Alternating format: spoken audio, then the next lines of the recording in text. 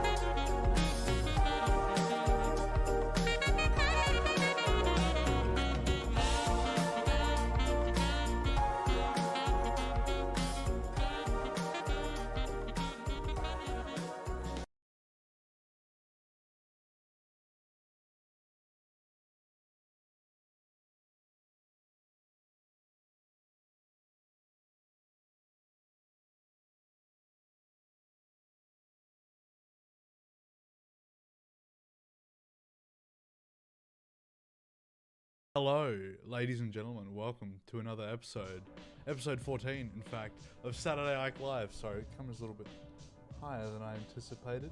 There we go. What's up? What's up, gang? What's happening? What's going on? Another Saturday Ike Live. We're back. We're here, we're popping. I got some fresh juiced coffee on my desk right now. Look at this. Got the French press going on. I'm about to pour myself a cup. Let's fucking go. Let's fucking go. Nice and hot coffee. That's what I'm talking about. Not San Andreas hot coffee mod, ladies and gentlemen. What's up? What's going on? What's happening? 5 viewers straight off the bat. Nice. Hell yeah. We are here to Ike. You're goddamn right. We're here for business and we're here to Ike. How's everyone's Saturday been? What's been going on, chat? What's been happening? Hope everyone's been having a great night, great day. But you know what? If you haven't been, this is your salvation. This is your start to a great night. You know what I mean? This is the beginning. Yo, welcome, Steven. Peach, my friend. I'm glad to hear that. I'm very glad to hear that, in fact. Ooh, that is some awfully hot coffee pot. God damn. Burn the roof of my mouth off with that shit. So, as you can see from the title of the stream, we got some pretty juicy content to talk about today.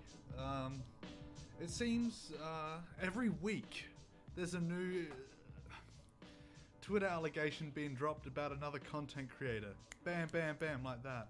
Bro, I got the flu. Jimmy, brother, can't be getting the flu on Saturday Ike Live night, bro.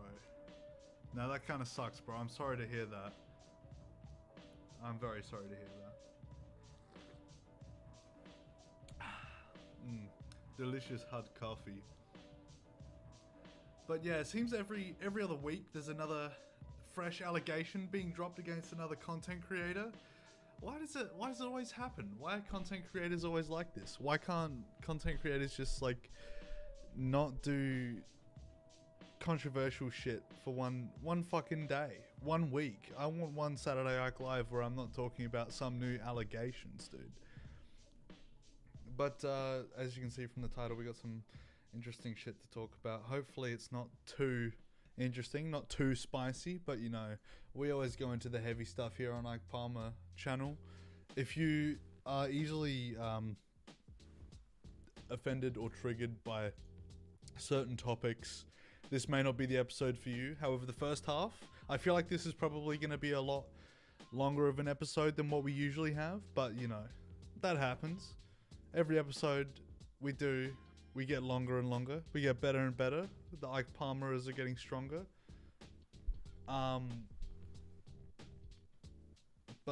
Yeah, some heavy topics at the end of this stream, so make sure to look out. I'll give another content warning when it happens, but it is a little bit harder. I had a fucking cat video playing in the background and I thought it was a weird sound thing you had going on. My YouTube straight up broke. This is not good. This is not good. I got the soundboard, dude. I got the cat soundboard going on right now. The weird cat soundboard. Anyway, let's jump straight into it right now. I forced Slavoj Žižek for this shit. You know what? I appreciate that. Good shit. Dope. Thank you. Much appreciated. Much appreciated. Alright. Let's jump right into it. We got a lot to cover. We got a lot of ground to cover, so we can't be fluffing around too much. The weird cat soundboard would go hard. Oh yeah, especially on the Ike Palmer channel. You know we love felines on this channel. Jimmy got the flu. Got the glue. Jimmy got the glue, man. Anyway, jumping straight into it. Ladies and gentlemen, for people acting dense about Pewdiepie, why they censored Pewdiepie's name, we will never fucking know. Lord will only know, and we will find out in time. For those acting dense about Pewdiepie, him just disliking her nails is rooted in anti-blackness, misogyny, the French word I've never heard of apparently. Let's not act like a few years ago you all weren't mocking black and Latina women for the hot Cheeto meme and their long nails. Black women are constantly mocked for their nails, but nails aside, are y'all ignoring the fact that he mocked her voice as well? He openly mocked the deaf woman's voice, and y'all acting like nothing was wrong. Brainwashed, brainwashed, brainwashed! Me, when I claimed the man who said the hard R on stream is no way racist or anti-black at all. Let me give you some context, ladies and gentlemen. We got a lot of grub to scrounge through. Amen, brother. We got a lot of internet cacna to clean up. Yo, my live TV, my time TV live. Welcome to the chat. Welcome to the stream. For all of you who are probably like, what the fuck was that tweet about? What were they going on about? Well, you know what? I'm thinking the exact same thing because it seems pretty fucking schizo, even after the context. However, let's give you some context. Don't mind the Indian fella just pointing to whatever the fuck's going on here. Let's get into it, shall we? I was at a drive-thru and it has like the people where they stand outside and they take your order before you go up to like the window. So I pull up and I roll my window down, and this lady, when I No, I'm not listening to this. Look, she has your crazy nails, man. So anyway, what I did was, I went outside and then I peed and then I pooped a little bit as well, and it was crazy. Sorry, are my nails distracting you guys? This is the major condemning action. This is what PewDiePie's been cancelled for again, ladies and gentlemen. This is, well, there's too many fucking count, not even on one hand. Like, there's 7 or 8 different times PewDiePie's been destroyed by the internet. Twitter has destroyed PewDiePie's career definitively. Now he's only the 4th largest subscribed YouTube channel ever. Oh no. Oh no, he's still got fucking millions subscriber. He's doing better than the Ike Palmers ever could. Shout out Ike Palmer Nation, let's go. Her nails are insane, why are they so big? I don't know. However, apparently not liking the fact that she's got big nails is racist. I don't know, man. In my opinion, I think it's more likely an Asian thing to have big long nails, right? I don't know. Just take me back to the bridge, for real. That PUBG, the classic PUBG clip. Mike and Ike's, hell yeah. But like, let's be real here, right? PewDiePie. So they're cancelling him because he made fun of her voice or whatever. No, I don't think that's what happened. Because if you look back at PewDiePie's older content, Fridays with PewDiePie, he has Maya, which is his dog's name, on the video all the fucking time. And he does that same voice. He's not mocking a deaf woman's voice. It's the dog's voice. Motherfucker. Don't try and take that out of context, you know? Like, there is PewDiePie lore, and I'm invested in it. I'm invested in the PewDiePie lore, motherfuckers. I know every single bit of the PewDiePie lore, and you can't try and slip past me with this anti-blackness stuff. 8 viewers? We got 8 viewers. Let's crack 10, ladies and gentlemen. Let's do it. Friday the PewDiePie cube, bro, I'm dead. Oh, dude. Shit. But it's like, to me, it's crazy, right? Absolutely insane that people would go, oh, he's racist. Now, I understand he said the hard R on the bridge in PUBG, but look, it could be argued that it was soft A. It could be argued. Now, that's definitely going to be a commentary AIDS clip. Damn, 9 viewers, let's fucking go. Ike Palmer is unite of the world, let's go. Hell yeah. But yeah, so it's fucking insane to me that they're just like, oh, PewDiePie's a racist again for the 5th time, 6th time, 7th time. Shit, how many times are we going to cancel PewDiePie, ladies and gentlemen? Let's do it again. Yo, what's up, Neo KMC? Damn, we got the whole fucking chat popping. Let's go. Let's fart. Already doing it, my brother. We're already well on the way to fight. Look, 10 viewers. Hell yeah. What's up, motherfuckers? Let's go. Make sure if you're watching the stream, like it. Hit the like button down below, ladies and gentlemen. We need to get those likes up. We need the YouTube algorithm to get us up there. Let's go. Let's fucking go. I'm crying. I'm creaming. I'm memeing. Hell yeah. Double digits. We did it, ladies and gentlemen. We pushed it. We pushed the goal. And I'm happy. I'm satisfied. So that was basically it. That's all I had to say about the PewDiePie thing. Also, I just want to... this guy's photo right here. I don't know why he felt it so necessary to just be like, I'm interjecting myself in any way possible. Thank you, A-Man Vlog. Oh, you can't see because of the fucking chat, but thank you, A-Man Vlog. Very useful input to the video. Based. Kiss for President.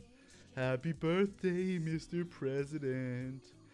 Make sure to like the stream, subscribe, and put notification on for streams every Sunday. Sunday? Man, I can't even remember my own fucking show time. Crazy. Saturday Ike Live. It's literally in the fucking name. So fucking stoned. The best time to be watching Ike Palmer is when high as fuck. More like Ike the stream. Yeah, for real, dude. We be Ikeing out here. We be Ikeing on the stream. We be Ikeing on these content creators. Everyone we be Ikeing on. Hell yeah. Fuck yeah.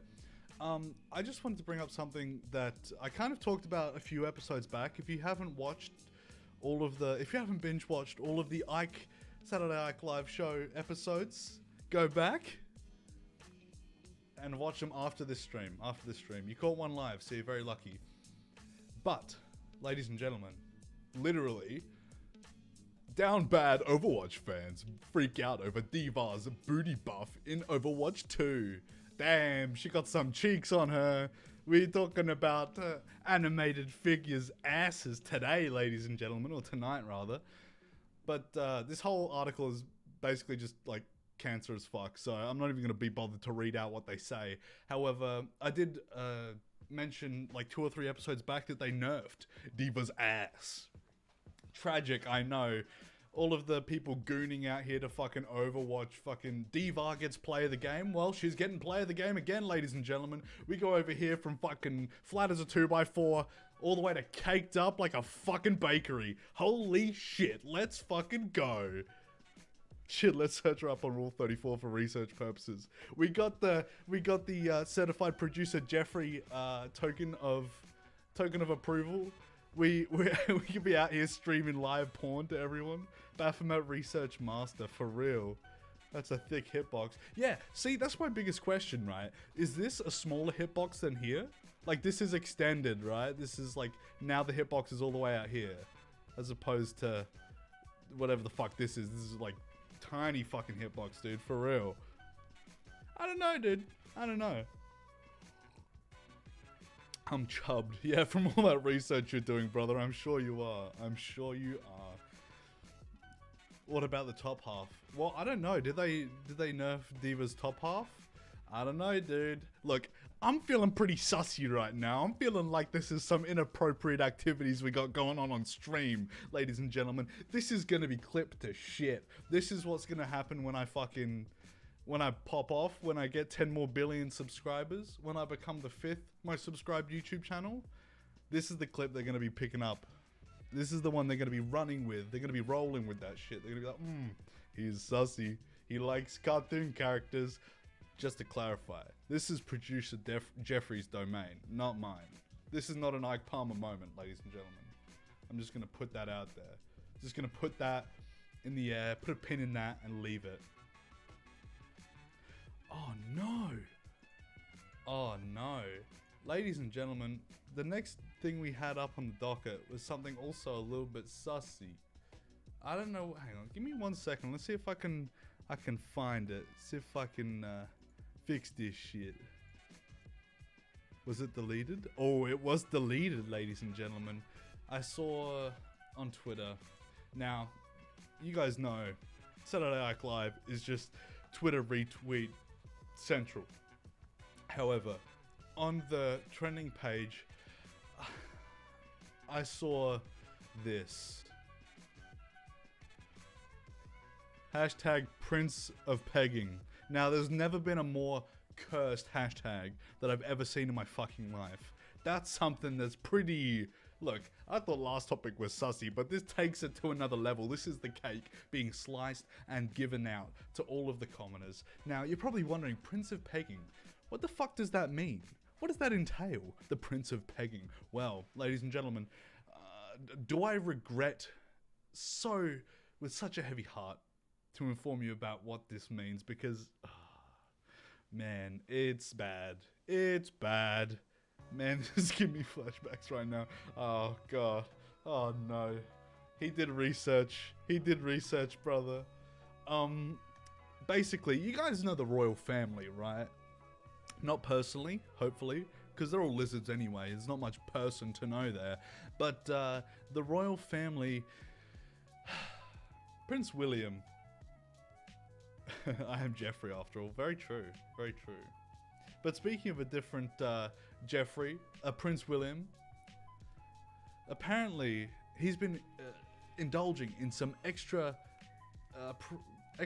affairs, right? Now look, that's a big no-no. We don't condone extramarital affairs on the Ike Palmer channel. Saturday Ike Live does not condone or co-sign this activity. But it goes further, ladies and gentlemen. It gets a little bit deeper, the rabbit hole, as we're diving down. I'll explain why Prince of Pegging is trending. It's my duty to the realm after all.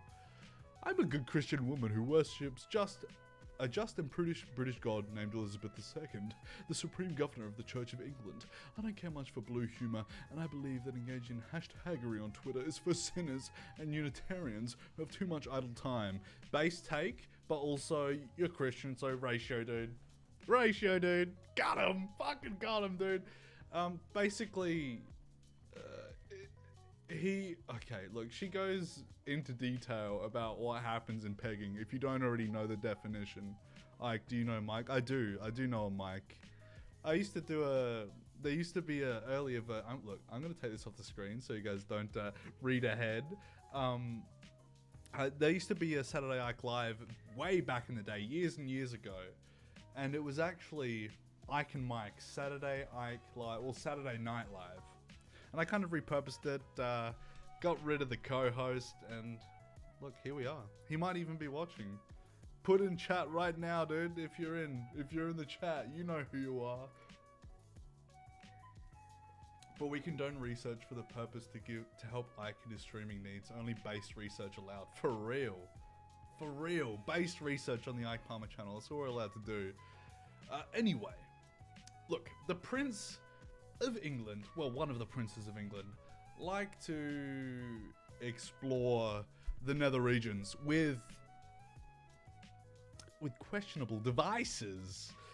A little bit of leather, a little bit of plastic. Look, hey, I'm not one to judge anyone's sexual proclivities, but every year a crocodile mauls someone to death on the banks of Queensland. Do you guys know that? Do you guys know that clip? Do I have to bring it up? Look, favorite Ike and Mike flavor? Cherry. Definitively, cherry. I like Dr. Pepper. You guys would probably already guess my favorite flavor was cherry. Look, I gotta bring up the clip.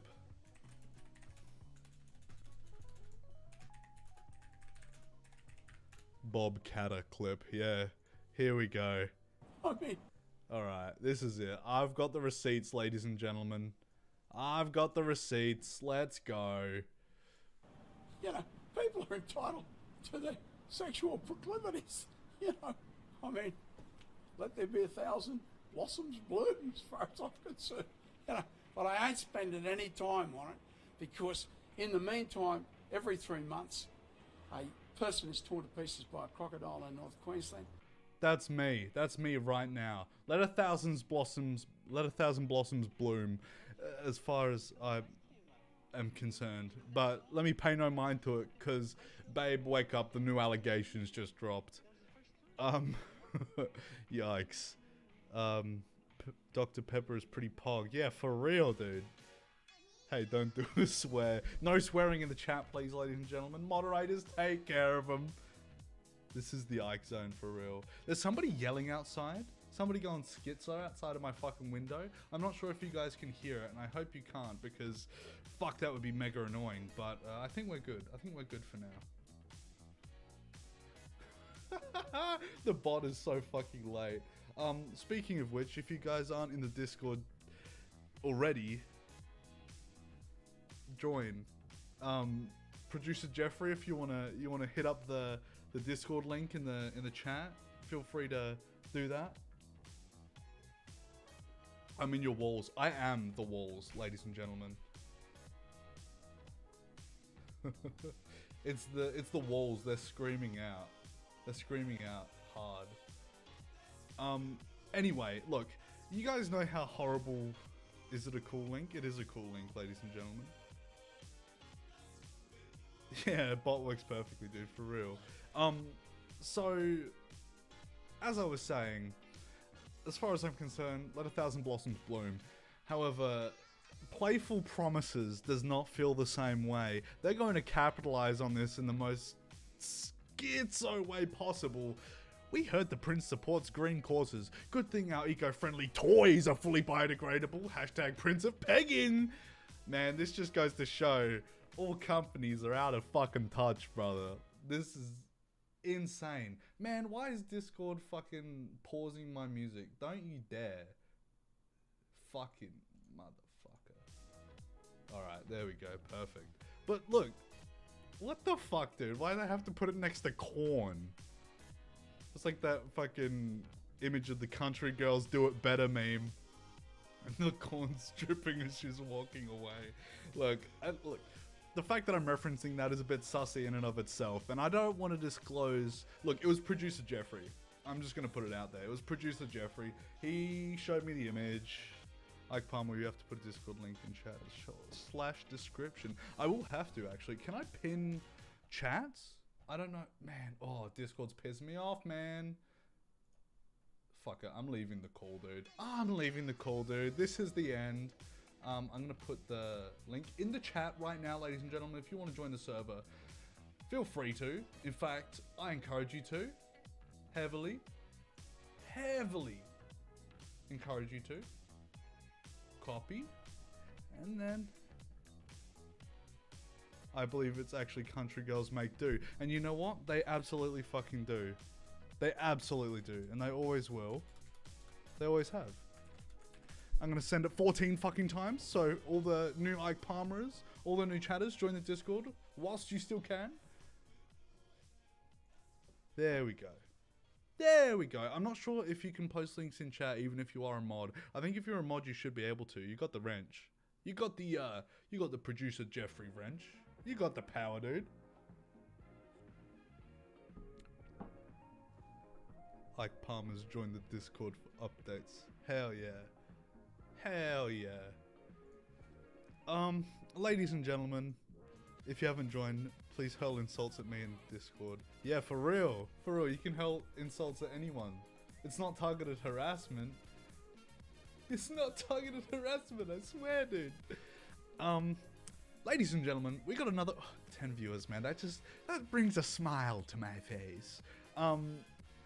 We got another thing up on the docket. Now, this is a little bit of a controversial. I get cancelled on Twitter if I give the wrong take here. However, I just feel like I had to chime in, had to give my take on this, ladies and gentlemen. Let me explain why playing the upcoming Harry Potter game is the worst thing you can do, especially if you're an ally to the trans community. Guess how many tweets this thread is? How long this thread is? Look, very long. Very fucking long. And I tell you what, support trans people. Trans people are fucking based, ladies and gentlemen. Let's go trans people. But I don't know how I feel about this thread.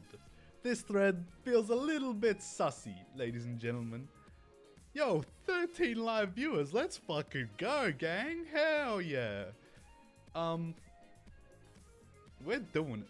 It's just a game. It's not tied to the author at all, apart from using her made-up universe. And see, that's what the thread goes into. Should we go into this thread, ladies and gentlemen? Is this something that you would be inclined to read with me? I feel like I need to go into this. This is something I need to read, because it does get more schizo from here. And I like how they did a little thread emoji. That's the only good thing about this thread, in my honest opinion. Okay, here we go. Without further ado, first of all, it signals to trans people that you really don't care about what we have to say, despite the overall consensus that consuming any JKR-related materials is giving visibility to someone who has been a huge proponent of mainstream transphobia. Disagree. Heavy disagree. Now you may think that J.K. Rowling not getting a payout for the game matters, assuming that it is even remotely true, but the thing is, at the end of the day, it doesn't matter. It's still marketing her universe, still giving visibility to the brand. That visibility in turn drives sales to parts of the IP that she does get money from. While it's never been directly proven she's funded anti-trans legislation, to my knowledge, which why even bring that up if it's not real? Just saying, dude. She has boosted a lot of organizations and businesses that push anti-trans legislation and rhetoric. And look, we're only 4 tweets in, but we're gonna take another. We gotta refill the coffee cup, ladies and gentlemen, because look, it's being spilled right now. The real tea. This is what's going on. This is what's going on, ladies and gentlemen. God, this thread is so fucking long, and I don't think it will ever end. Harry Potter and JKR are intrinsically linked, and it's not really possible to separate the art from the artist, especially when the art itself is full of racism and anti-Semitism, in addition to everything else previously mentioned. Whoa! Heavy allegations, brother. You're throwing them, and I'm not sure if they're sticking too well, because, I don't know, like, if they make the goblin to, like, hoarding the gold to the Jewish connection, I feel like that says more about them than it does about J.K. Rowling. But I don't know, man. I'm not sure about the argument that they're trying to make. If I'm browsing Twitch or Twitter and see someone doing anything promotional of Harry Potter, I immediately get uneasy. It signals to me that this person could potentially be a TERF, which I actually had to Google what that fucking means because I have no idea, and that I may not be welcome in their space. Even if I find out later that they aren't, I still feel a huge pit in my stomach because it feels like their consumption of the franchise is somehow more important than the impact it has on many different marginalized groups of people, especially in this current political climate. If you heard the gossip about me, I'm not able to leave my fart-infested desk chair, then yes, it's true. I apologize. The allegations are true. Why is Breaking Bad trending? We'll get into that in a second. If you guys feel so inclined. The devs already got paid to make the game. I don't want to hear that excuse. I don't care if you torrent it. I don't care what the reasoning you have is, because at the end of the day, your own selfish reasons will never matter more than the lives of trans people. In order to truly take a stand against hate, we have to put aside our own desires and fully understand how even the smallest actions collectively finance and fuel systems of oppression. We should always opt to avoid feeding that machine whenever we can. Oh, and if you do decide you want to play the game, let me know. I'd love to preemptively block you everywhere. Please consider this. I'm asking you not to support one franchise due to the harm its creator has caused. The creator of that franchise is asking you to legislate and enact violence against an entire group of people. Tell me which of these is really asking a lot from you. Whoa, dude. Whoa. For the people retweeting, getting the word out, and showing support there, just know that you are deeply appreciated. And this is all just... Oh, wow. Okay, there's a I didn't even read through this whole thread properly. There's a whole thread about why Harry Potter is anti-Semitic. Okay, interesting. Very interesting. But let me just cover this thread first. Look, this tweet here specifically, where is it? Intrinsically linked, and it's not possible to separate the art from the artist. I heavily disagree. I feel like it's absolutely, like, you have to be able to separate the art from the artist in order to actually truly appreciate art. You know what I mean? I don't know, like, for example, am I not allowed to watch Usual Suspects anymore because Kevin Spacey's in it, and we all know the things Kevin Spacey was allegedly doing to minors and children?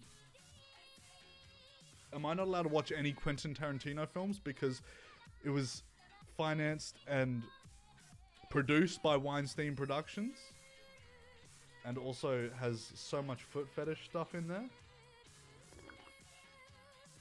I don't know. I don't know about that. Because, like, let's think about it logically. It's a game so far disconnected from J.K. Rowling. And look, I understand that what they're saying is that visibility in turn drives sales to parts of the IP that she does get money from, whatever. But it's so far removed, dude. Most of the people nowadays, like Harry Potter, they don't even know who J.K. Rowling is. Let alone follow her on Twitter. This is what I like to call a terminally online problem. This is a problem that Twitter has, not a problem that real people in the real world have. Because look, Twitter and the real world are nowhere near intrinsically linked.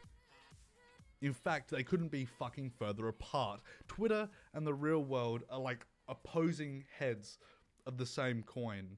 No, I lied. I lied. Wrong and bad metaphor. They are two different fucking coins. Right? And it doesn't make any fucking sense to be like, oh, because the creator has this opinion, means that it's expressed in their work. Because one, I don't think there's much like anything transphobic in the works of Harry Potter itself.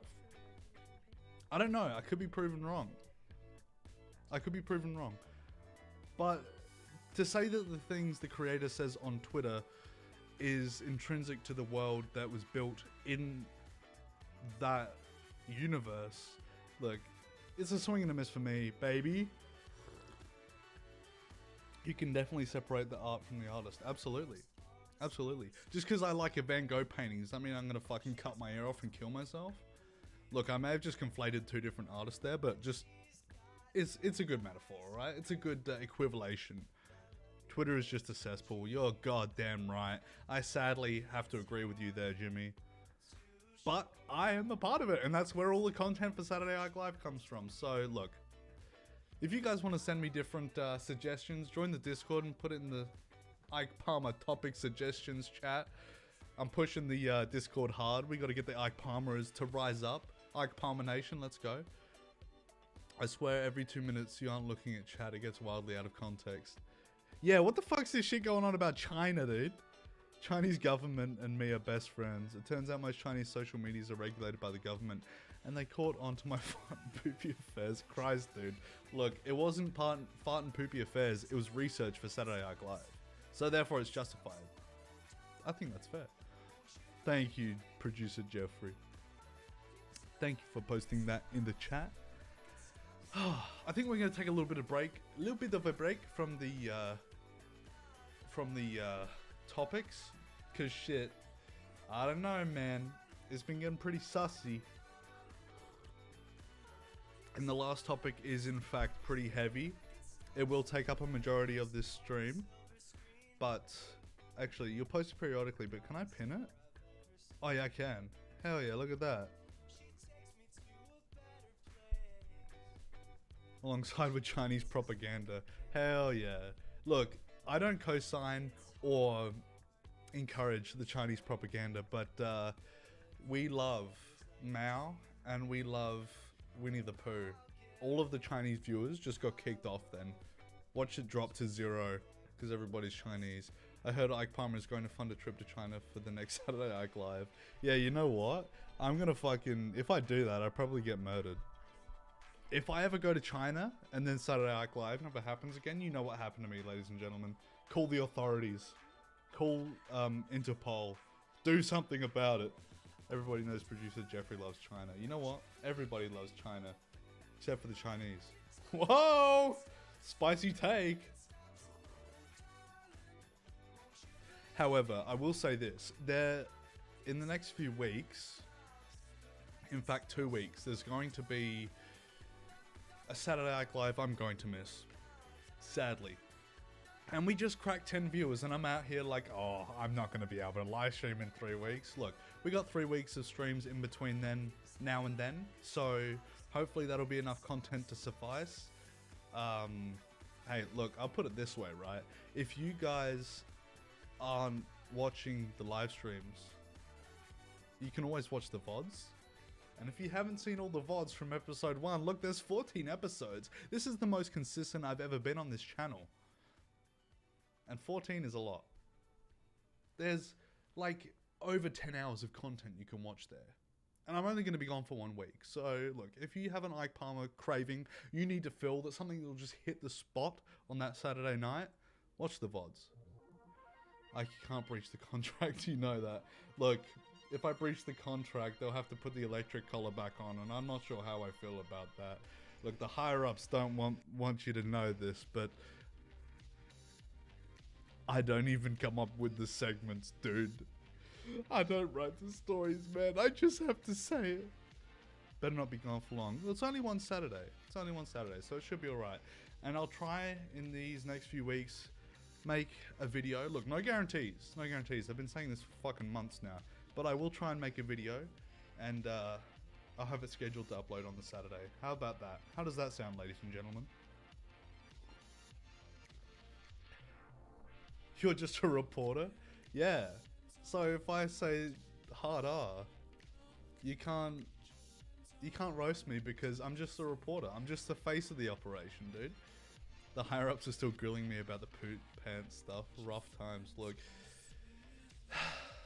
how many times do we gotta tell you, dude? No more poopy pants research on company dollars, dude. To be fair, that's the best thing to do. If you want to destroy capitalism, it's not to replace it with communism. It's to get paid while shitting. Then do hard R. Oh, Jimmy, no. Jimmy, don't do this. Don't do this. The old you would have done it. Oh, brother, don't do this to me. I can't even read, man. It's just part of the script, man. It's just Benny? Jimmy's part of the script. Whoop. I'm about to get cancelled, guys. Cancelled live on stream. The current me would do it. For real. For real, dude. Okay, I feel like that's a big enough break between stories. Here's me trying to completely... What the fuck was that? Never mind. Here's me trying to deflect from being asked to say hard R live on stream. Lol. Look. We have an alternative way to saying the hard R, but it's somehow worse than the hard... I know exactly what you're saying, and I'm not saying that either.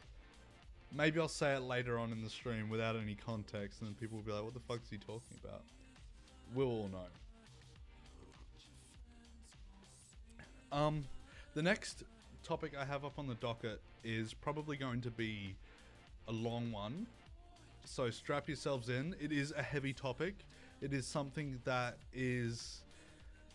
look, there's references to sexual assault, abuse.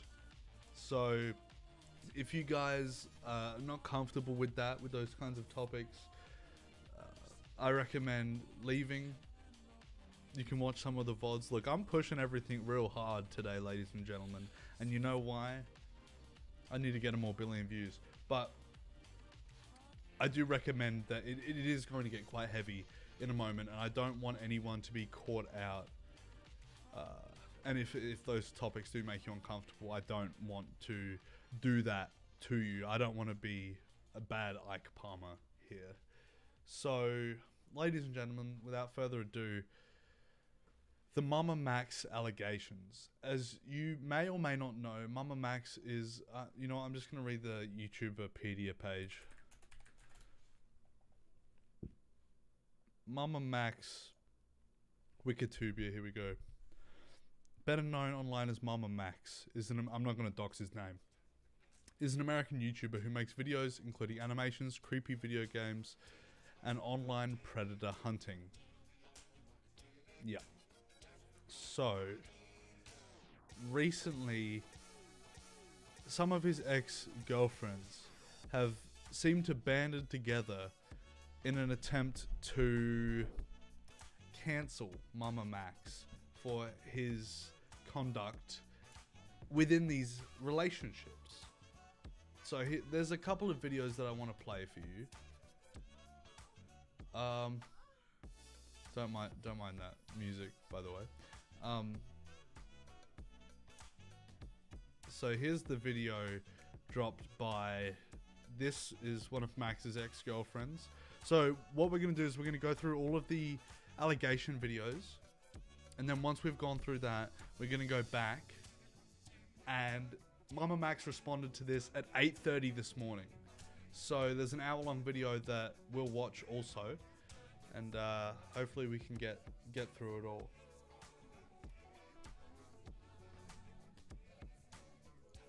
This first part of the video doesn't have any audio. It actually wasn't news at all because it was never really talked about. But he was abusive and manipulative to his ex-girlfriend. And I know y'all are curious. How do you know this? I'm his ex-girlfriend.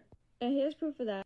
Yes, it's me. And I don't really got time to talk about what he did within the relationship, but I'm gonna talk about what he did after the relationship. So we started dating in December of 2018, and I broke up with him in September of 2019 and kicked him out of my house because, yes, we did live together. But when we broke up, he would show up at my house for like a week at like 3, 4, 5 a.m. until my mom was finally like, look, dude, I'm gonna call the cops. And then he threatened to unalive himself if I didn't get back together with him, and told me that I had K-word or unborn children.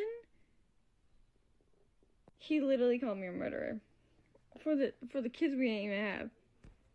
And I hate to throw mental illness around like that, but I'm being dead for real when I say that he is a narcissist, because what kind of behavior is that?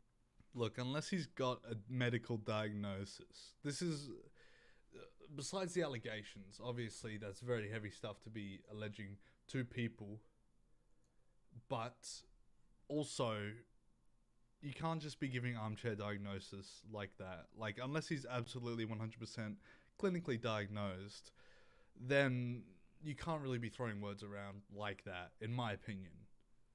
That's just my thoughts on that. I was 18, freshly 18 when we first met, and he's 6 years older than me, by the way. And we were friends for about a month before we started dating, and he was very, very well aware of my severe anxiety disorder and the fact that I was a virgin. Like, very virgin. Like, never even held a boy's hand virgin. And I think he saw me as, like, bait. But then after that, I felt bad because he's, like, really good at being manipulative. And I was like, okay, but can we just be friends? And then, because we were friends, I told him, by the way, I slept with someone else. And then that pissed him off so much that he told all of his friends, literally told all of his friends, because they were unaware that we broke up at the time, that I cheated on him. He told everyone. So that's basically the basis of it. This was the first video that I watched that introduced me to the whole MamaMax lore. And there's another tweet here that seems to be private. I'll see if I can find it again, although I doubt it will. I know what happened. So this is from Anthony. Now, we're getting a little bit of the lore uncovered as we go along, but Anthony is the current boyfriend of one of MamaMax's ex-girlfriends, right?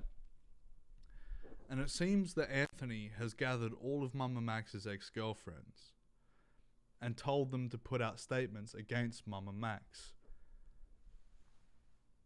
Now, if this seems like a targeted attack, in my opinion, it seems like it absolutely is.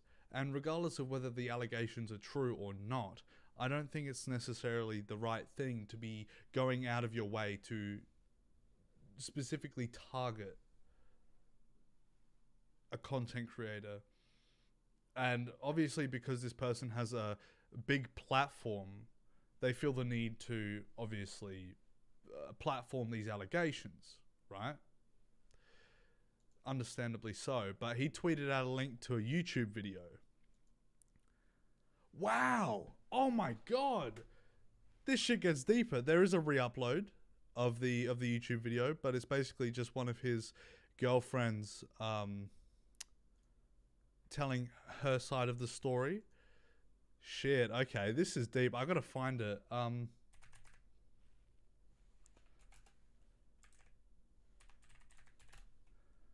Let's see.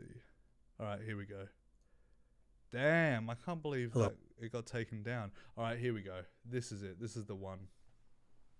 It goes for an hour, so ladies and gentlemen, sit tight. We're going to be doing some React Andying here. I'm going to put it on 1.5 speed on Adderall mode. Let's get into this because it's a very, very long story. Hello all. For those of you that are regulars to this channel, you know me as Magnetar. For everybody that's new here specifically for this video, my name is Anthony. I am the same Anthony that is dating Haley, one of the 3 women in this particular video that is sharing her experiences with MamaMax. I wanted to get out and say that first because when this video was first posted, people were really confused why this channel was the one hosting this video and had all sorts of conspiracy theories. So that is why I am directly involved in this situation, I'm listed in the police reports. So just to be clear, that is why I have been involved and why I've posted this here. I also wanted to update all of you on why this has been re-uploaded. And it's because the first video was taken down on July 27th, late in the evening. The day before, I had received 3 privacy complaints that YouTube had emailed me about, with varying timestamps throughout the video. It was about 11 minutes of Haley's story was claimed, or there was a privacy complaint, and then a portion of Lucy's story as well. Those segments. To be fair, I'm just going to interject here. It makes a lot of sense because, as you'll probably later see in the MamaMax video, which was also an hour long, Haley and the other girl literally dox Max multiple times, and also on, look, I'm going to be honest, they do it on Kiwi Farms, which is already sort of a cringe website anyway, but here we go. Well, let's get back into this. Covered almost entirely Haley's background of Max, from meeting in high school, going through UNT, as well as Lucy's discussion of Max's birthday and name change, and his ID. So all of those things have been blurred in this video.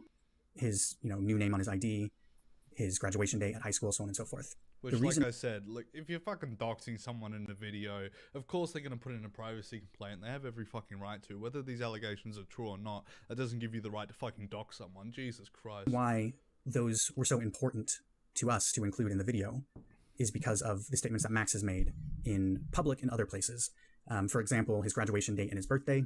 He's claimed publicly a number of times that he has different ages. He claimed privately to some of the women on this video and others that he was a different age as well.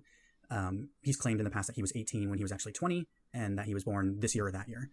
So showing his birthday was important for that reason. In terms of his ID, everything was censored except for his city, his name, and his birth date. But now I have covered all of that. In terms of his name, the reason why it's important for us to show his first name and last name as it exists now is because on Craig's video that was posted a few months ago, supposedly debunking these claims, he mentioned that anybody could look up his name and see that there's no police reports filed against him. That was disingenuous because he's changed his name since the police reports were filed. So anybody who knew his real name as it is today and went looking would not find anything, which is why it was important for us to show his ID and compare it to the police reports and how he was listed and named throughout high school and Haley's experience with him. I think that's all the forward that needs to be said about this particular video and its re-upload. I also just want to say that we will be putting together a more short-form, condensed video that's maybe 10-15 minutes long, summarizing these claims, the allegations that we're making, and which ones that we believe are specifically criminal, which we are looking to take through civil litigation, and which further. So why do you have to post the video in the first place if you're going to pursue legal avenues? Why do you have to make it possible, public? The whole point, and you know what? Posting this video and then the condensed 15-minute version, which why didn't you just post that in the first place? Anyway, it's going to harm your legal case. It's going to severely impact the outcome of your legal case simply because you've put all of your evidence out there. Just highlight Max's character and his pattern of abuse. So hopefully we can get that together soon. We also are working to get 2 other statements together from 2 other women who have not been involved in this video just yet, their stories together and posted as quickly as possible. Which actually I should also mention that in working on that shorter 15-minute video, I hope to supplement some additional information and screenshots and details that we have that were either overlooked or just were not included in that first video for a number of reasons. There was a lot of questions and comments about certain things that we have responses and answers to. We're going to do that because, man, this guy waffles on for so long.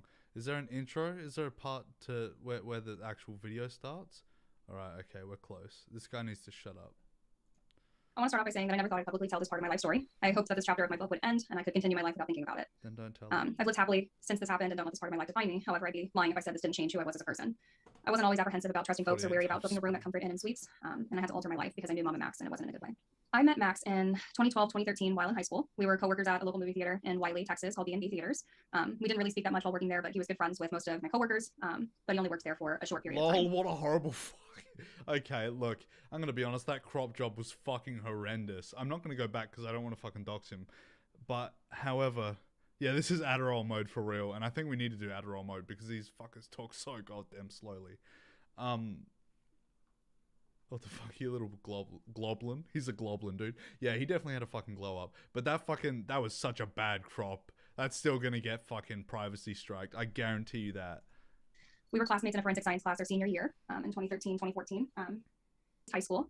That's a good crop. We attended the same high school together the entire time, but we didn't really interact with each other until we were in this class together. He and I were lab partners and sat next to each other throughout the school year. In the first semester, so August to December, we became acquaintances and exchanged numbers at some point.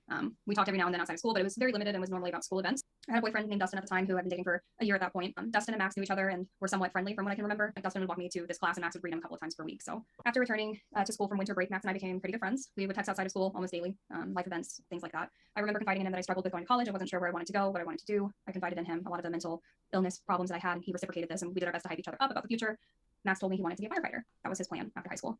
During the spring semester of our senior year, Max started... Which we will get into that later. Well, Max will get into that later in his statement, but not entirely accurate statement there. Telling me that he was struggling with his mental health, and I was under the impression that he had a hard home life. So I did my best to support him and be a friend.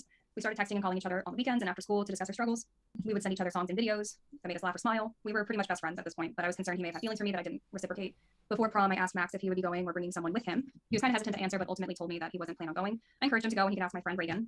Reagan was a friend I had in high school, and she told me that she thought Max was cute and how she didn't have a prom date, so I thought that they would be a good match to go. So Max agreed that he would take her to prom as long as I was going to be there, which I told him I would be with Dustin. This video is of Max asking my friend Reagan to prom in 2014 in May. Are you nervous? At all? Excuse me. So Reagan? Reagan.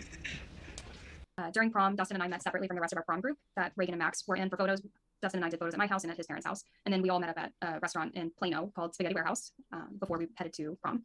I told Max there that he looked nice in his suit. He was wearing a white tux, and I, patted him on the shoulder at the back here and said he looked nice. After this, we went to prom. Reagan told me a few years later that Max talked about me the whole time, asking why I wasn't there for photos, saying I looked pretty, should he dance with me, things like that. After prom, Max started texting me more than usual. He kept saying he wanted to be a firefighter and that his calling was to be a firefighter. And of course, I would ask him why he wanted to go into his profession, but Max would deflect and not tell me directly. He also said that firefighter was a code word for something else. I asked him several times over the next few months what it meant, but he would just laugh at me and change the subject. At graduation, while I was walking the stage, Max screamed my name loudly over the rest of the crowd, including my family, which prompted my dad to ask me who he was. At the time, I enjoyed the praise, so I told my dad who he was. That night, Max texted me asking if I heard him screaming, and I said I did. This was the last time we were supposed to see each other, was graduation day, so we kind of talked about how sad that was, that we wouldn't see each other every day in class, and it's the end of high school. You tell everybody, we'll miss you, we'll get together, all those things, and obviously that doesn't ever happen, but that was what we talked about. Throughout the summer of 2014, Max and I kept up our friendship and communicated daily. The only accurate thing she said in this whole video is that statement about people from high school, for real. We're best friends, so I told him about everything that was going on in my life. I told him about my little sister's birthday party, which was happening at the end of June, and he just showed up. I didn't invite him, but I did tell him that it was happening, and he just kind of showed up. I didn't think anything of. Also, look, Max brings this up, but it really did sound like she said, I did invite him, but I don't know. Freudian slip. But was a bit weirded out that he knew where my dad's house was, but we were in a smaller town, so I kind of figured he just kind of knew. I don't know. It was a little weird, but I didn't think much of it. He didn't speak the entire time he was there, but was standing close to me throughout the entire day. When my dad asked me why he was there, I lied, saying that I invited him because I didn't want my dad to be mad that someone just showed up uninvited to his house. I also didn't want Max to feel uncomfortable because I knew that he had anxiety problems and wouldn't want him to feel weird about just showing up. So I, de-escalated that. One morning when I was working at the movie theater, Max showed up unannounced in his old uniform. He hadn't worked there for over a year, but walked into the building before the theater opened. My coworkers thought it was funny, but I felt a little uneasy. Max was asking if he could clock in and clean the theaters. I was on cleaning duty this morning, and while he was there, I didn't approach him and we didn't talk. I texted him later and asked why he showed up, and he said I wanted to work at B&B again or something along those lines. He apologized for showing up and didn't do it again. What's the point of showing after I turned 18, I got my driver's license, and that was in August of 2014. I texted him a photo of my driver's license, and he was happy for me and suggested I should take him for a drive sometime. I joked that he could just show up at work again, like he did that time, and we could drive around Wiley all night long. And I think he took it literally and just showed up to the movie theater after a shift. Although I was surprised he showed up, driving around seemed like a fun way to celebrate, my new license. So I let him in my truck and we drove to the lake, which is about 10 minutes from work. It's in Wiley. Yeah, she's holding Turkey Tom, dude. Also doxing is fucking... Okay. The border of Wiley and Lavon. Okay. Once we pulled off into an inlet to one of the parks, we talked about how summer was coming to an end and how I'd be going off to college in 10 days. Max said he was planning on working and becoming a firefighter. So again, I asked him what that meant, and he was just laughing at me. Then he pulled out a tiny little notebook. It's like this big. It's like a little composition, pocket-sized composition book. He gave it to me and said that this was the firefighter. The book was Firefighter. He told me to read it once I got home, so I dropped him off at his house, and when I got to my grandma's house, I opened the notebook and began reading it. The notebook was filled completely with tiny scribbles and like little notes. He was able to write like 3 lines of sentences in one little space. So there was a lot of words and stories and stuff. Most of the notes were similar to diary entries, like what happened that day, things like that. And then he started describing, our friendship, like him and I. He talked about how I lit up his day, how he looked forward to seeing me and all of those things. He then brought up Dustin, who was, again, my boyfriend, and how he didn't deserve to have me. He'd written out a whole plan on how he would get him out of the picture. I don't fully remember the exact details and don't want to speculate how he would have done from memory, but I remember it being thorough and violent, and it freaked me out so much that I just threw the book down. I called my friend at the time and told her everything. We both agreed that we wouldn't be reaching out to Max anymore, and that since I'm going away to college, he wouldn't be a problem anymore. All of that. In August of 2014, I started my freshman year at the University of North Texas. After moving onto campus, Max started sending me several text messages every day, asking me to hang out, asking me about my day, carrying on, our friendship as if he didn't just give me a notebook with terrible things written in it. I responded to some of those messages, but tried to distance myself without being too blunt. At this point, I was afraid and didn't want to potentially set him off, so I just, was being nice but distant. One night he showed up to my dorm room. I hadn't told him which dorm I was staying in, so it was strange. He found out where I was. When I asked him how he knew where I was, he laughed and never told me. In September of that year, so September 2014, Dustin and I broke up, and against my better judgment, I ended up responding to one of Max's text messages. At the time, I think I did that because I knew he would be responsive and I just needed someone to talk to. Look, if you'd agreed to not ever talk to him again with one of your best friends, why would you, even if he was supposed to be responsive, why would you respond? You know what I mean? Even if you needed someone to talk to, why would you respond when you thought all of this stuff about him? If you were scared of him, you know? It doesn't make a whole lot of sense. Just finished watching Aquaman. What would you recommend as a chaser? Batman. I agree. Batman. He responded with feigned concern and was obviously turning the conversation towards me and him reconnecting. And this occurred for, 4 or 5 days, maybe a week. I started talking to my now partner, Anthony, in mid-October, like beginning October, mid-October. Anthony and I attended the same school since 5th grade and had many of the same classes, and he knew who Max was. I told Anthony that Max had been acting weird since Anthony is the guy who uploaded this video, by the way, just for more context. I moved away to college, and Anthony suggested I cut off all contact with him. I was stubborn and told Anthony that Max was a friend and I couldn't just cut someone off like that. In my mind, I felt I needed to find a nice way to tell him that his behavior wasn't okay. Still at this point, felt responsible for his feelings since we had been so close previously. I felt that it was my job to nicely cut that off. At the end of October, Max called me and said he was in town and that he wanted me to meet his older sister who lived 10 minutes from campus. Max told me that she was a psychology major like I was and that she would be able to give me advice on and options after school. With the potential of meeting someone like her who could give me advice, the fact that we would have been in public or at the very least with someone else, and with the hope to have a conversation with him and sort of bury the hatchet, I decided to accept. I felt a sense of loyalty to Max, having been friends over the previous year, and I hoped he would see how he was acting and what he had done was not okay, and that we could somehow move past this and be close friends again. Max picked me up from my dorm room and drove about 10 minutes away to a nearby Comfort Inn and Suites, which was off the side of the highway. It's Interstate 35 in Denton, or Lake Dallas, I think technically is the city, and pulled into the hotel parking lot. I asked him why we were at the hotel, and he said he had booked a room for us for the night. I was shocked, and honestly, I couldn't move or even really speak. I started to panic and just sort of shut down. I couldn't find the means to run or object anything. Max opened the car door for me, and he took my hand, guiding me out. He led me into the side door of the hotel, and the room that he had booked was right off that side door. Once we got into the hotel room, there was only one bed, and that's whenever I started to cry. I asked him if he'd be mad if I left, and Max was laughing and said that we were just here to hang out and to catch up on our lives. He was standing like in the doorway and wouldn't let me walk past him. Anytime I tried to get out the door, he would hold my shoulders or my waist, and he would just stop me. Honestly, I can't remember all of what happened that night, as I've done all I could to forget and move past this memory for years, but I do know that I was scared and that I was held against my will for hours. I remember being on my period and asking if we could go to the store so I could get tampons, seeing this as a way to get out of the room, but Max said no. I ended up sleeping without a tampon or a pad that night because he wouldn't let me leave. True. I remember telling him that I was talking to a new guy and that we had plans to watch a movie that night. Max said that I was lying about the movie date and continued talking about his mom and his sister. I eventually was crying so hard that I just fell asleep. I woke up to Max's hand in my shirt. He was like rubbing my back all the way down to where my shorts were, and his fingers were inside of my shorts. I rolled over and asked him what he was doing. He just kind of smiled, super creepy, and said that he was watching me sleep. I looked at the clock and it was 9:42, and I told him I had a 10 a.m. chemistry class and that I had to leave. Max agreed to take me to campus for class, but he didn't agree to let me leave for any other reason.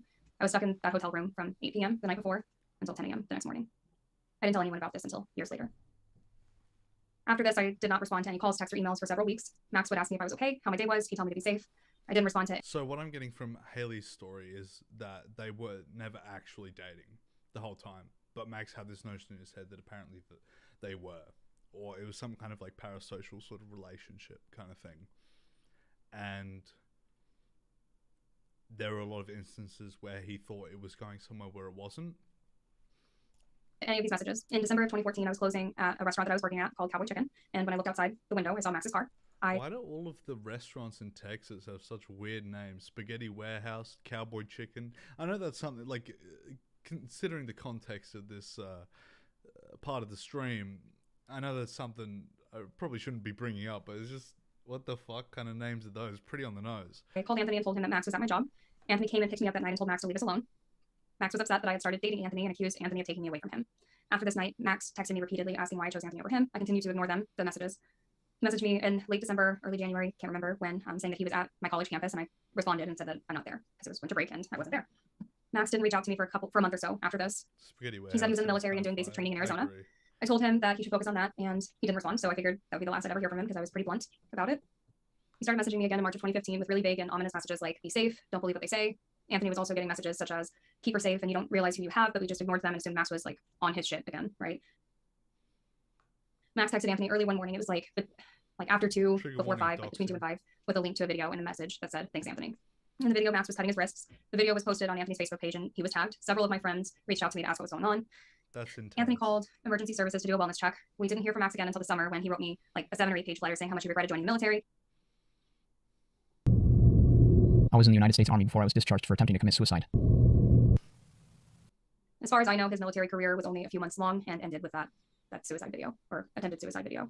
He told me about how he loved me and wished we were together. I didn't respond to it, nor did I keep it. I burned it in my grandma's backyard, actually. For the next 4 years, Max would intermittently find his way into my life. He left a coffee and a rose on my grandma's porch with a note saying, sorry for being a bad boy. I wasn't even living there at the time. My Nana called me and was really worried about it. He showed up at the Walmart near my apartment after I moved off campus, which was an hour away from his mom's house, who he was still living with at the time. He randomly showed up at an old friend's house to ask about me and crashed on their couch, which was hours away. It wasn't even that she lived close. She was going to college in like South Texas, and he showed up there. He sent Anthony an apology letter through Twitter and basically admitting to, a lot of these things and apologizing for it. This is public, by the way. He contacted Anthony over Twitter a few times after that, and in one DM asked Anthony to subscribe to his YouTube channel, which I think was focused on mental health videos and hentai review videos at the time. And when Anthony didn't respond, he got upset and said something like he thought he could get past it. He has no interest in ever associating with Anthony again, and then blocked him. He also expressed anger that Anthony had called in a wellness check because cops ended up coming along with EMS. At some point prior, he also accused Anthony of sending photos to a minor who was an old friend and who also happened to be Max's sister's best friend at the time that Max made the claim. Max never said more about that accusation, but said that if he were to ever end up dead, that he had arranged for the evidence to be released because he knew how you people are. He made these accusations and nothing else was said about it. We're not sure what that means. When Max posted a Q&A, what a video subject combo though. Yeah, for real. For real. which had been deleted but was re-uploaded by a different channel, he mentioned me and described how I called the police on him. He also posted a handful of videos that contained references to me and even quick cuts where text would pop up on the screen that contained hidden messages for me. And then I met her, and I loved her. And then I met her. So remember, that's 2 times speed. How slow is that actually slowed down to in the actual video? And I loved her. And then she started to ignore me. Then she started to fear me. Then she started to hate me. Then she dropped all contact with me and called the cops on me. Max found every apartment I lived in while living in Texas, 4 different apartment complexes. I had to break my lease early due to not feeling safe at one of them. While living in Texas, I had to notify jobs and employers of Max and show them pictures so that if he showed up, they could turn him away. Anthony had to do this too. There are many reports to the police on my behalf because of Max.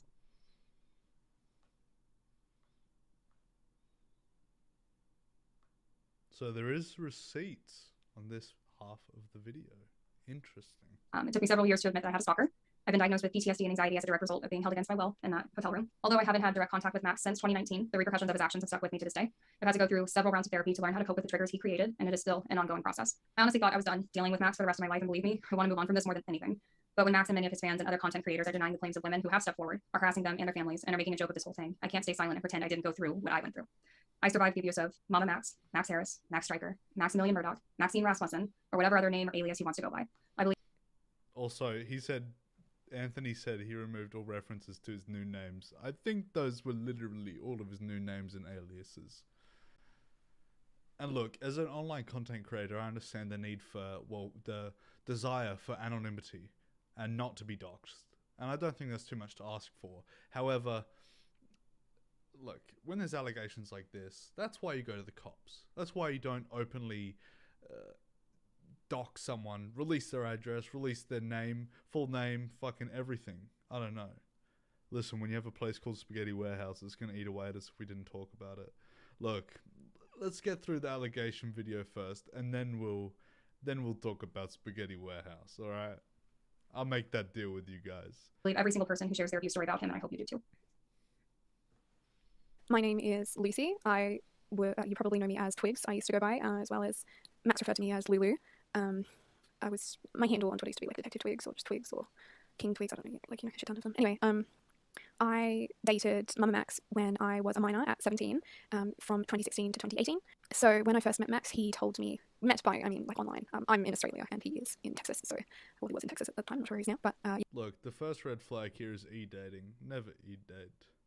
yeah, so we met online, obviously, on Twitter, I think it was. And I was 17 at the time. So my birthday is the 24th of October, 1998. So at the time I met Max, I was 17. I have some, I don't know, obviously. Did she not say 16 just before? On Twitter, I think it was. And I was 17 at the time. So my birthday is the 24th of October, 1998. My bad. So at the time I met Max, I was 17. I have some, I don't know, obviously, like, I've deleted Discords and Twitter accounts since, but we have some screenshots of people on Twitter, like, referring to us as a couple and that we were dating. And we also have, I think it's in July of 2016, where he says he wants to cream pie me, which, is sexual activity as a minor. At the time, he told me he was 18. So that he was born in 1998. That seems to be because I was turning 18 that year. Which we know is incorrect now. His ID is from 1996. So he told me he was 18, and then it wasn't until after I turned 18 he told me he was lying about his age and that he was actually 20. So he not only lied about his age, but dated me as a minor. I figured, because I was naive and young, that if he was born the same year as me, it doesn't really matter. He's just turned 18 and I'm turning 18, so it was fine. But yeah, he was actually lying about his age and didn't tell me until I was actually of legal age, so he did that on purpose. He was talking about flying me over to Texas before I was 18 as well. Like as a minor, he was talking about flying me internationally to see him. He obviously was only planning to do that after I became an adult. And I just wanted to note as well, there would have been, I don't have any proof of it, obviously, and even if I did, I couldn't show it, but there would have been child pornography in that case, being shared, obviously, Snapchats and yada yada. I was a kid. Whoa, those are some yeah, heavy allegations for a guy who covers child exploitation. For a guy who exposes groomers. This is pretty heavy allegations. That's 2016 when it began. I went to Texas in 2017, so I was a legal adult. I think at this time I was actually 19. We were together when I turned 18, and then when I turned 19 in October, I flew over that Christmas, so Christmas of 2017. When I was 19, I stayed at Max's house in Dallas, well, in Wiley, Texas, with his family. So I know his entire family, even his extended family. I've met all of his siblings, his nephews and nieces. Yeah, so I'm well adept in that area. I stayed over the New Year period as well. I came back in January. Yes, it was like late January, almost February in 2018, and I've got some evidence of him calling me internationally as well around that time. So that's when we broke up after I came back from Texas. So the reason for that is, I believe it was just after Christmas. It wasn't New Year's at that time. It was like the in between period, a couple of days between Christmas and New Year's, and we went to Six Flags in Arlington. I've got a photo of us, and I've got like a refill cup of the hot chocolate they had. That was the only night that I stayed away from Max's family. Like usually I was in his room in his family home. This was the first night. It was just the two of us on our own, and it was right next to Arlington, Six Flags in Arlington, where we stayed at Baymont by Windham, which is like an inn for when you're going to Six Flags. We stayed there actually the night before going to Six Flags itself, where that is where he sexually assaulted me. I don't have a police report to back that one up. I don't have any physical evidence either. It was, like I said, 2017. Sorry. So at this point, her whole allegation is he said, she said kind of thing, which doesn't bring great inspiration to her case in particular. I'm not going to go into the details of how he sexually assaulted me or anything, but yeah, that happened, and I was scared and embarrassed to not report it. And so, well, I was embarrassed because obviously I've been involved with this man for years online and went over internationally to see him, and I just thought, God, I'm so stupid. Like, I almost deserve this because I was so dumb. You know, like I thought that's what I deserve. Obviously I didn't, and no one does. So I didn't do anything about it. I just waited until my flight to go home, and then when I was safe back in Australia, I ended things with him, which is in the 2018 when he's tried to call me internationally, because I cut him off completely, pretty much. I just wanted to make note of a couple of things as well about Max's narcissism. Is that in evidence to back that up, he will never go to the women that he's seeing. They always have to come to him. He'll pay for that. That's fine, because he is isolating you. He will never go to the women that he's seeing, but what's her name in this TikTok video say that he was living with her mum and her family? A little bit of a contradiction there, but it just thought it'd be interesting to obviously he paid for my flight to go to Texas, so he could interesting to point out, like, obviously afford to come over here, but he didn't. He wanted me over there so he could control me and isolate me, and obviously I couldn't drive at the time. I couldn't drive in America, so I relied on him for that. I relied on his family, and I relied on his place and his space. So it's a control factor. For someone that says they have so much money, I don't know why he doesn't fly out to see these women. I mean, it's obvious. He wouldn't sacrifice any of that for anyone. It's all about himself. Sorry. But yeah. I'm just thinking, like, of what is that it? I have evidence of to talk about. I don't want to talk about anything that I don't have, like, a photo to go with it. You can cut that out. It's fine. I mean, you can go out. Sorry, I'm so nervous right now and hungry. I'm gonna go get sushi in a second. That's right. I'm just loading up the Google thing. I was a minor. We've got evidence of him dating me as a minor. I've shown my ID with my my date of birth on it. Ollie was 18. He was friends with her with the intention of taking it further. When I was a minor, we've got evidence of him dating me as a minor. I've shown my ID with my, which is why he waited until Ollie was 18. He was friends with her with the intention of taking it further when she was of legal age. So he's learnt from that. Or it could just be he thought of his image, because he knew that if online they found out he was dating a 17-year-old, regardless of the state's law, he would look bad. So Max is a massive narcissist. He takes advantage of insecure women and minors, evidently. He will isolate women and manipulate the situation to whatever suits his narrative, which is evident by how he doesn't use Twitter. This has been a work in progress for a while, and he has obviously knew that because of Craig's videos. But the reason why he hasn't tweeted about it is because you can't delete replies to tweets. If he tweeted and we replied, he couldn't delete that unless he deleted the original tweet, which isn't something he would do. He only does it through YouTube because you can delete comments. He only does it places where he can, change the narrative to suit him, pretty much. But he apologized openly, admitted to something wrong to Anthony, who's the guy who uploaded this video, by the way, about Haley's part of the story on Twitter publicly. I don't know. I don't know if that's... There's a couple of things that are just not lining up. That's all. I think also he's pretty much forgotten about, like me. I think that's mainly because I'm in Australia. Like I said, most of his ex-girlfriends and women he's been involved with are in Texas or within the US, and he flies them out to him. That's evident by Paulina. He did the same with her, isolated her from everyone else. So I think he pretty much didn't think I was a threat being in a different country and just completely forgot. The most concerning thing is how he has had, since being in school with Haley and up till now, he's been involved with so many other women. But he still holds on to Haley for some reason. Like Paulina said, how he used Haley's last name as an alias. I will have my Instagram and my Twitter in the description, so then if anyone has any other questions, then they can feel free to message me on that. I can go into more detail of certain things. Like I obviously don't have. I'm not here to talk about the nitty gritty. It's just the fact that I was a minor and he sexually assaulted me. He sexually assaulted me as an adult, but he dated me as a minor. That's basically what I've got to say. Anything else? Feel free to contact me. But look, and not to invalidate her claims. However, there's no evidence that he did that. And I don't mean to say that he didn't do it. And I don't mean to say that she's wrong or that he's wrong. Or he's in the wrong for doing that. Obviously, if it did happen, that's fucked up and not co-signing that activity at all. However, there's no evidence to the contrary. There's no evidence that it did happen. This is just all of her word of mouth against his. And the age of consent in Tasmania, I'm pretty sure, is 17. In Texas, it's 17. So even if she was technically not an adult, legally there's nothing wrong there. Morally, that's a whole nother argument. That's a whole nother can of worms. Sure, I wouldn't necessarily be for it morally, but legally, there's no case here. Me. And just wanted to make note of, just because I don't have a police report or any evidence of the sexual assault that happened outside of Six Flags Arlington. Hi guys, my name is Ali Wing, and unfortunately... Which is Ollie. I promise this is the last part. There's only about 10 minutes left to the allegations. And I know it's dragging on because these guys do not know how to edit or talk in a concise manner. But it's not too long now, I promise. Hi guys, my name is Ali Wing, and unfortunately I am one of Max's exes. Which we already know these allegations, which I'm not entirely sure if I should even play this because we're just going over the same ground as this video here, which 2 minutes, that was pretty well wrapped up. So what I'm going to do is bring up, this is Olivia's or Ollie's Instagram, and originally it's not here anymore, which is interesting, but the video link was in her description. Now I don't have any evidence of that. You could say that that's not true or whatever, which is fair enough. I absolutely would agree with you for thinking that, because there's no evidence that it happened.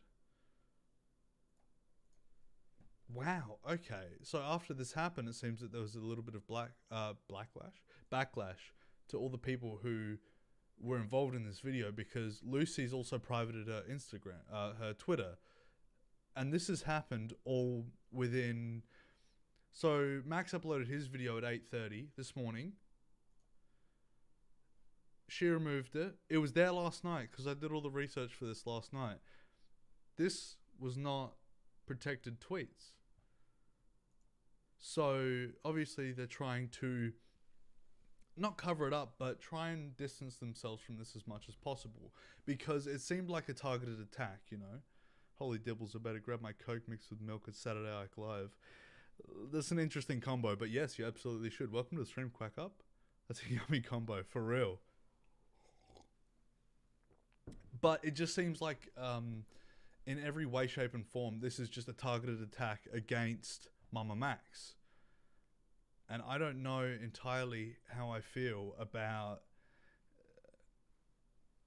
targeted attacks against content creators. And if this was serious, which I do agree, allegations like this are serious, but allegations are not evidence. And a lot of these allegations do not have evidence, nor do they take it to the proper legal facets. Because if it was really a problem, you would take him to court or you would go to the police, in my opinion. And I know it's a lot harder to do that when you're in a situation like this, especially after the fact, but that's just my opinion. Anyway, Max has some things to say about all of these allegations, especially and specifically the Haley video, which was the longest part of the allegations video.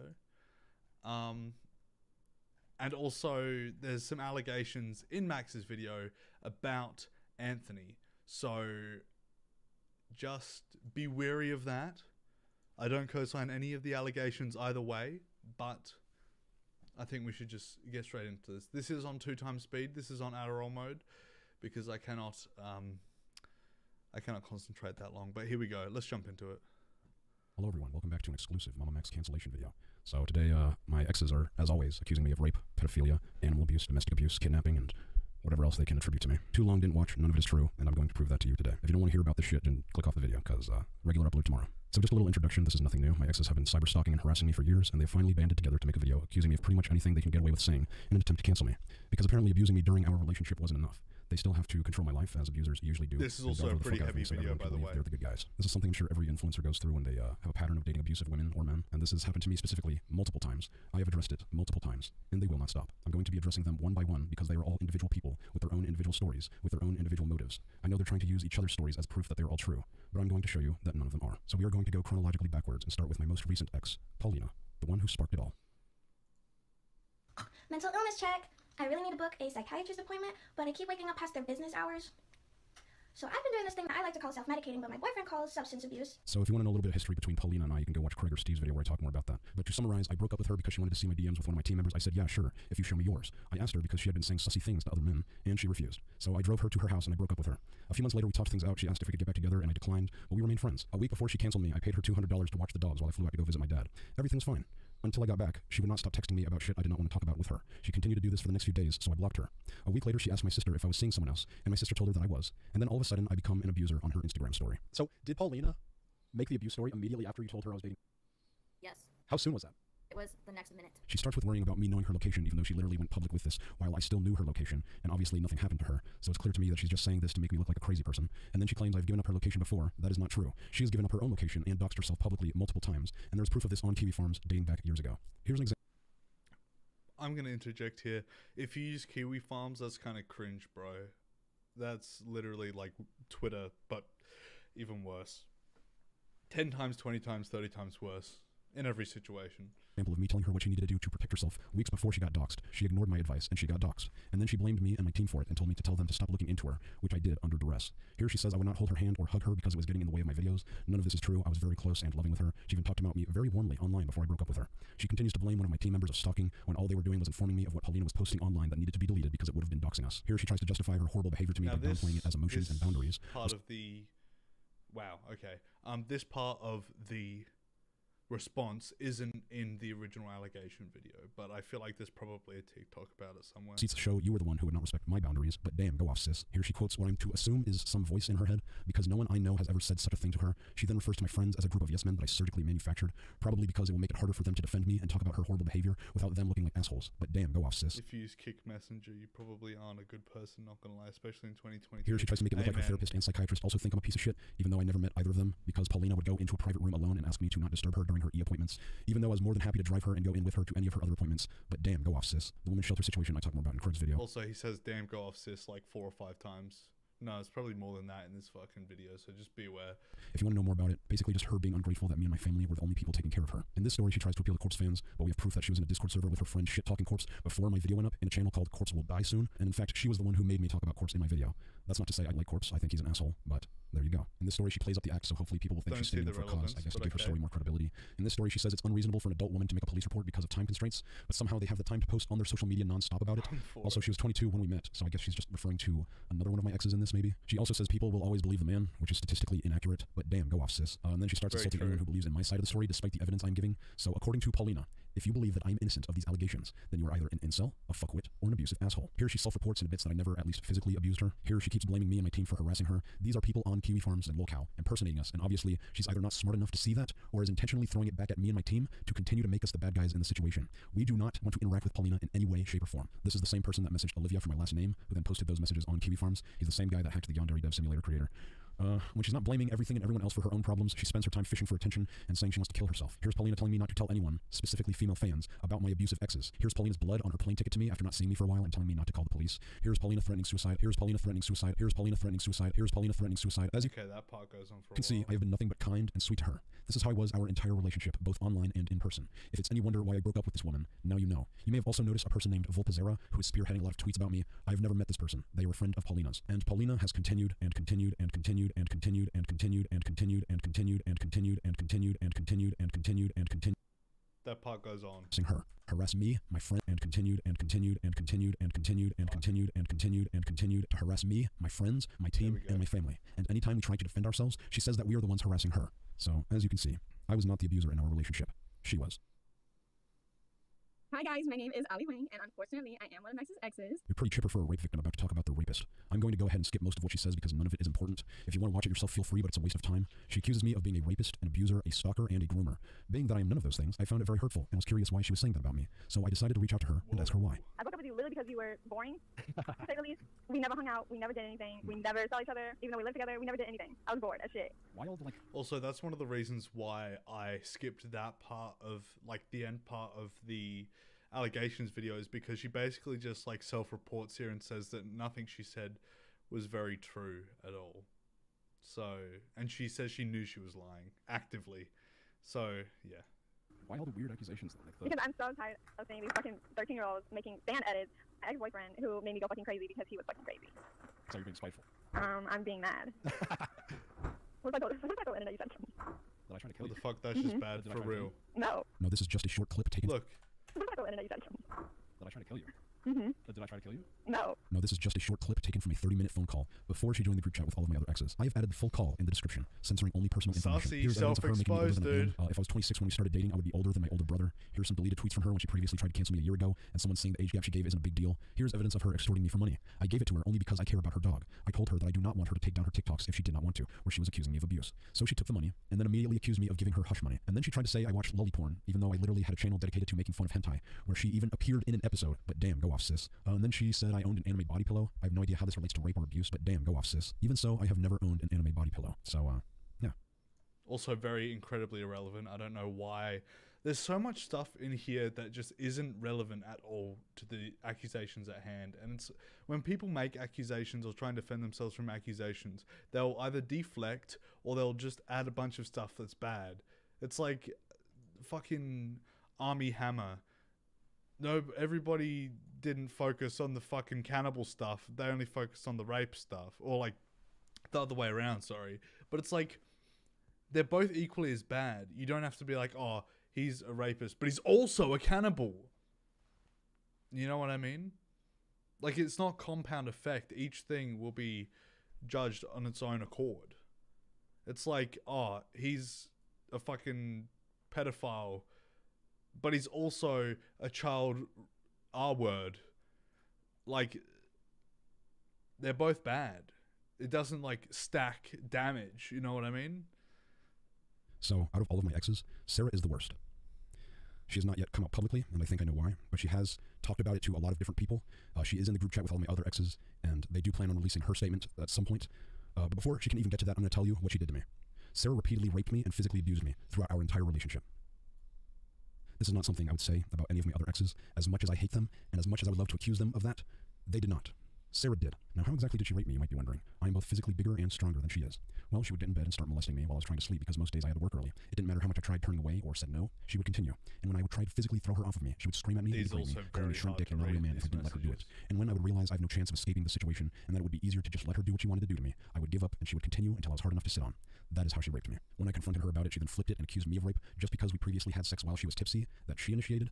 So when she does go public, she will tell you that she was drunk and I raped her. I do not have proof that she raped me besides this picture of my arm that I took one of the mornings after she did, which I know does not prove anything. I also do not have proof that I did not rape her, because how the fuck do you prove that? Although I do have this picture of the last thing she ever said to me. This is her handwriting, and this is her message. Is this what you say to someone who raped you? And I suddenly became a rapist only after I released a video about her. Strange. People wondered why I was so harsh in this video. And yes, it is because she raped me. I do not explicitly say she raped me or give out her name or give out her face in the video because I do not want her being harassed. I only allude to being raped and talk more about the feelings of being used more than anything. But damn, go off, sis. She's accused me and my family of neglecting our dog. Here's a video of me after I gave him a bath. And she is using that against me because he died of cancer. You're so cute, Shelby.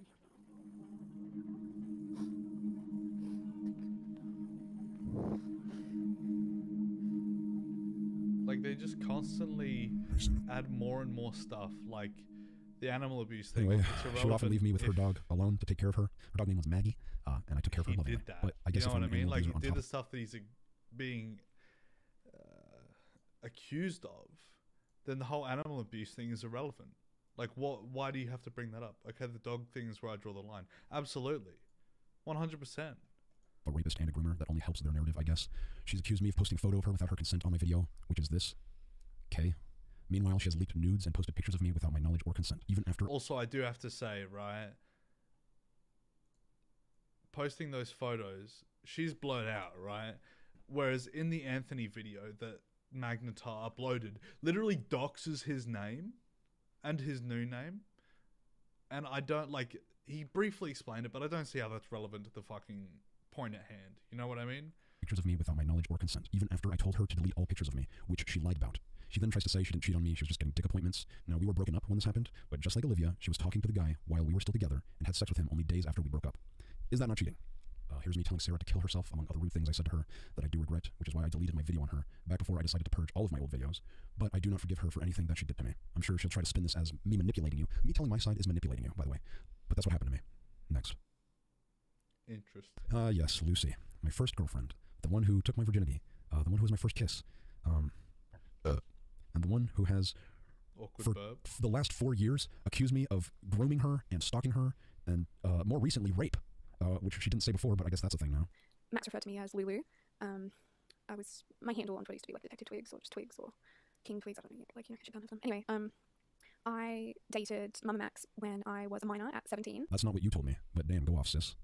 From 2016 to 2018. And he's got the receipts too to back it up. This was the weakest of all the accusations. And look, I'm going to be honest, not to, you know, choose sides, but I think this one's pretty definitive debunk, in my opinion. My birthday is the 24th of October, 1998.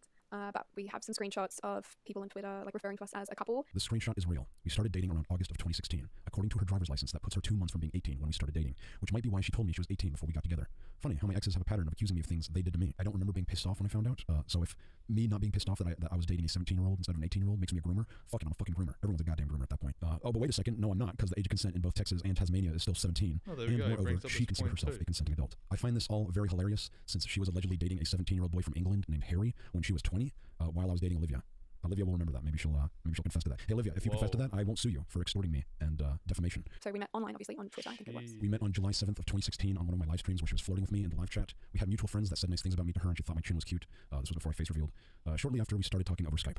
I think it's in July of 2016 where he says he wants to cream pie me, which, you know, is sexual activity as a minor. I have no idea what non-anon means. Is this even me? I'll just say it is, because if I dare accuse them of faking just one screenshot, they're going to say everything I have on them is fake. Actually, you know what? They're probably going to do that anyway, so fuck it. The shit's fake as fuck. Also, there's no date on this, so it doesn't prove anything. Although I'm not going to deny that we were sexual online. We were, very publicly, and there's proof of that on the internet. I think if I or anyone else thought Lucy was a minor, why the fuck would we do this? And why would we do this so publicly? And again, illegally, she was not a minor. At the time, he told me he was 18. This is true. I've always publicly went by the birthday given to me by famousbirthdays.com to protect my identity. Anyway, before we started dating, I face revealed and told her I was 20. She was understanding and still chose to date me for the next 2 years. So, that he was born in 1990. Never mind the fact that just fucking doxed me to about 20 to 30,000 people. You might be wondering, how did they get this picture? Because I'm so trusting and open with my partners about my personal information, including my age, that I always send them a picture of me holding up my government ID to prove it, and I ask the same of them ever since Lucy. Now, this is the picture I sent to Paulina, but I did the same for Lucy before she... Which is a good way to go about things. If you're not sure if they're of age, you should probably double check that they're of age. ...deleted her old Skype account where I'd sent it to her. He told me he was 18, and then it wasn't until after I turned 18 he told me he was lying about his age and that he was actually 20. Lucy, let's just pretend you're telling the truth, right? Why would you continue dating someone for 2 years after you found out that they were lying to you about their age in a supposed attempt to groom you? If he was born the same year as me, it doesn't really matter, you know? He's just turned 18 and I'm turning 18, so it was fine, but yeah, he was actually lying about his age. So you even admit that you were just turning 18 when we started dating, and that it didn't matter if we were the same age. But because I'm actually 2 years older than you, you believe I am grooming you. Not while I was dating you. No, that's fine. But after we broke up and I made a video where I talked about you. Ah, now I'm a groomer. Okay. He was talking about flying me over to Texas before I was... Also, I'm just going to say this right now. The fact that he makes videos after he breaks up with a girl is kind of cringe, kind of not the move. And I don't think it's a very good idea to be doing that. But look, it's his fucking life. It's his fucking channel. But I can understand why they would get mad. But obviously to do something to this extent is kind of fucked up. Really fucked up. I was 18 as well. As a minor, he was talking about flying me internationally to see him. Or maybe we both agreed that we would not be able to fly you until I had enough money to pay for a $2,000 visa and plane ticket. Yeah, because I had an unmonetized YouTube channel with less subscribers than yours at the time, and I did not have a job, which was the main contention between me and my father during this part of my life. Just tell the truth, Lucy. You wanted to come to me because you wanted to see me, and I could not pay for it. He obviously was only planning to do that after I became an adult. More like an entire year after, when I could finally afford it. And I just wanted to note as well, there would have been, I don't have any proof of it, obviously, and even if I did, I couldn't show it, but there would have been child pornography in that case. What is this? Are you admitting, as a legal adult, that you are guilty of distributing child pornography? I was a kid. She was just a kid. She was just a little kid. Leave her alone. She was just a toddler. No big deal. Just an embryo sending news. She doesn't know any better. That's 2016 when it began. I went to Texas in 2017, so I was a legal adult. Is she a leafy lady? 19. What do you mean? This was the first night. It was just the two of us on our own. We stayed there actually the night before going to Six Flags itself, where that is where he sexually assaulted me. I don't have a police report to back that one up. I don't have any physical evidence either. It was, like I said, 2017. I'm not going to go into the details of how he sexually assaulted me or anything. That's okay, because I will. If I sexually assaulted you before you went to Six Flags, you look pretty fucking happy for a rape victim standing next to her rapist. So I didn't do anything about it. I just waited until my flight to go home, and then when I was safe back in Australia, I ended things with him. You are a fucking liar. We stayed together for 4 more months until the end of April when I broke up with you. Anyway, I've had enough listening to her lie her ass off. I just want to end this section. So here's evidence of her lying about my age repeatedly to make me seem older than I am. Here's all the deleted tweets she made of me because people caught her lying about my age multiple times. And here she is finally correcting herself to hopefully regain some credibility. Here's Lucy refusing to talk about anything before the video so they can control the narrative. Here's evidence of her blocking actual CSA survivors who are asking her genuine questions out of concern for her. And then here's her saying she wishes the block button would kill people. Whoa. Go check out the videos by Steve and Spider Centaur if you want to know more about that. Oh yeah, and here's Olivia talking about Lucy harassing me back when we were still together. Anyway, I'm done with her fucking shit. Haley is not one of my exes. Haley has never abused me. Haley is a young woman that I fell for in high school and that I obsessed over during my time in the military. I mean, at least he kind of admits it, right? Which, I don't know, that's still kind of cringe, but like, I don't know, man. This is when I was 18. I made decisions that I obviously regret. But with that said, Haley is painting a very different picture of our relationship together during these times to make me look more like a creep, obviously. That is always the name of the game with them, I guess. And I'm going to go through it with you step by step to show you where I believe she's being disingenuous. This is not me invalidating anything she went through, but I'm just going to give my side of things, okay? I want to start off by saying that I never thought I'd publicly tell this part of my life story. I hoped that this chapter of my book would end and I could continue my life without thinking about it. And you could have. I have not seen you since I left for the military. I have not contacted you ever since you called the cops on me. And I have not contacted your boyfriend ever since I apologized to him. You are the ones who showed up out of nowhere to try to ruin my life with my abusers, even after I tried negotiating with you and your boyfriend to handle everything privately and legally. And you refused. I offered the opportunity to Anthony on the 30th of April to discuss and deal with these allegations privately and or legally. After inquiring about logistics on how this would be done, he then proceeded to give this heartfelt emotional story about the situation and then went on to decline the opportunity by saying, and I quote, "So I don't need to talk to him to discuss what we experienced." And then a few days later, after offering another opportunity to discuss this privately and legally, he completely left me on red and then blocked me on his private account for some reason. I met Max in 2012, 2013 while in high school. So why didn't you just leave it at that then? If you didn't want to talk to him ever again, just get him out of your fucking life. If it's causing you that much of a problem, shit, man. In him a lot of the mental illness problems that I had, and he reciprocated this, and we did our best to hype each other up about the future. We would send each other songs and videos that made us laugh or smile. We were pretty much best friends at this point, but I was concerned he may have had feelings for me that I didn't reciprocate. True, you did not reciprocate them when your boyfriend was being nice to you. But when he wasn't being so nice to you, you would come to me for love and attention because that's all I gave you. We would talk on Skype almost every single night. You would invite me to come over to stargaze and talk in front of your grandma's house. We would go to the mall together and I would buy you things. We slept in the same bed together multiple times. We would cuddle. We would tickle each other. I would give you foot massages. We kissed each other on the cheek on rare occasions. And there was even one time you let me draw on your body with markers. But that's just my side. Max told me he wanted to be a firefighter. He also said that firefighter was a code word for something else. I asked him several times over the next few months what it meant, but he would just laugh at me and change the subject. Correction, I said I wanted to be a fireman, not firefighter. It was a code word for my future rap name because I wanted to be a rapper who would spit flames.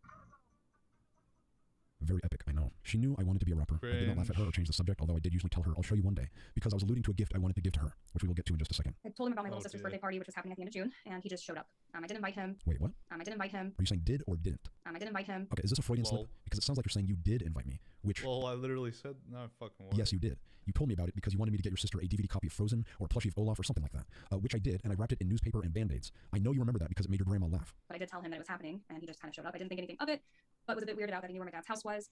But we were in a smaller town, so I kind of figured he just kind of knew. I don't know. I knew where I lived because you told me. I do not know how to find people. I'm not a hacker. That is why I have a team to help me find people. They literally make fun of me because how little I know of OSINT. Talk about my OSINT skills that I had. You have literally none. None whatsoever. I'm so sorry, Max. Really, honestly, I really apologize. I don't think Max is smart enough to manipulate people. I did not have a team in high school, and I did not have the skills or resources to social engineer before the military. You told me to get your little sister a present, and you gave me the address. He didn't speak the entire time he was there, but was standing close to me throughout the entire day. Half true. Yes, I was close to her because she was my friend and the only person there I was close with. But I was social the entire time. I even played DDR with her little sisters. One morning, when I was working at the movie theater, Max showed up unannounced in his old uniform. He hadn't worked there for over a year, but that's obviously okay, the bro. the theater Good to opened. see you It was here. about a year. It was about a week or two after I quit. I did not Watch the VOD, brother. Catch you on the flip side. know I needed to announce to you when I'm showing up to the theater I used to work at, but if you must know, the specific reason why I was wearing my uniform was because I was turning in my badge and picking up my last check, and I thought it would be funny to walk in and act as if I still worked there. I had tons of friends who worked there, not just you. Here I am with my boys. And it seemed to make people laugh. So please stop using random stories as evidence that I am somehow stalking you. I texted him a photo of my driver's license, and he was happy for me and suggested I should take him for a drive sometime. Or maybe you just invited me, but you really want to make it look like I was pushing myself on you here, huh? We talked about how summer was coming to an end and how I'd be going off to college in 10 days. Max said he was planning on working and becoming a firefighter, so again, I asked him what that meant, and he was just laughing at me. Then he pulled out a tiny little notebook. It's like this big. It's like a little composition, pocket-sized composition book. Most of the notes were similar to diary entries, like what happened that day, things like that. He talked about how I lit up his day, how he looked forward to seeing me, and all of those things. He then brought up Dustin, who was, again, my boyfriend, and how he didn't deserve to have me. He'd written out a whole plan on how he would get him out of the picture. I don't fully remember the exact details and don't want to speculate how he would have done from memory, but I remember it being thorough and violent, and it freaked me out so much that I just threw the book down. Wow, if that were true, that would have been really good evidence to keep. Now, I don't know if you're purposefully lying or just misremembering this, so I made a promise to her that I would kill the man who she claimed had been abusing her during our friendship. I will not go into detail to respect her privacy, but the notebook was a gift. It was filled with raps I made about us two torturing and killing him. She said I was a psycho, but she liked that about me, and this is me performing one of the songs in that notebook a few years later. Here to fix yourself, no issues by insomnia. I never released the song out of fear she was going to call the cops on me, which is something she would do, and I gave up on my rap dreams.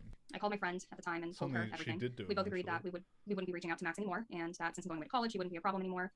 This is most likely true because I do remember about a 3-week period she did not reach out to me, and I did not bother her. When she finally got back to me, she came over and we cuddled in bed. I got my laptop and showed her a weird YouTube video I made expressing my feelings and anger and sadness in this relationship. She then punched me on the shoulder repeatedly. It did not hurt, but it happened. We then talked it out and things were fine after that. I was still unsure if I should keep trying to pursue her, but I would continue to come at her invitations. One night he showed up to my dorm room. I hadn't told him which dorm I was staying in, so it was strange. He found out where I was. When I asked him how he knew where I was, he laughed and never told me. Please stop lying. You told me where you were. You literally had to come down and open the door for me because you needed a dorm key to enter. You invited me to your dorm multiple times, and I even gave you foot massage one of these times where you told me to stop tickling your feet. In September of that year, so September 2014, Dustin and I broke up, and against my better judgment, I ended up responding to one of Max's text messages. Gee, I wonder why. At the time, I think I did that because I knew he would be responsive and I just needed someone to talk to. At the time, you think you reached self-report, dude, out to this problem person in your life that you and your friends apparently agreed to stop contacting, who is someone you are describing as a stalker and who has a violent and thorough plan to get rid of your then boyfriend and running away with you because you knew he would be responsive. That is the story you're going with. Well, first of all, that just makes you look like an asshole if you stop contacting this person and only reinitiated contact only when you needed him. But damn, go off, sis. He responded with feigned concern and was obviously turning the conversation towards me and him. Of course, because I can't actually be caring or have any positive traits. I always have to have some kind of antagonistic angle in the story. I told Anthony that Max had been acting weird since I moved away to college, and Anthony suggested I cut off all contact with him. I absolutely agree with him. If the person you've been describing was a real person, you should get the fuck away. I was stubborn and told Anthony that Max was a friend and I couldn't just cut someone off like that. Oh, you can't just cut someone off like that?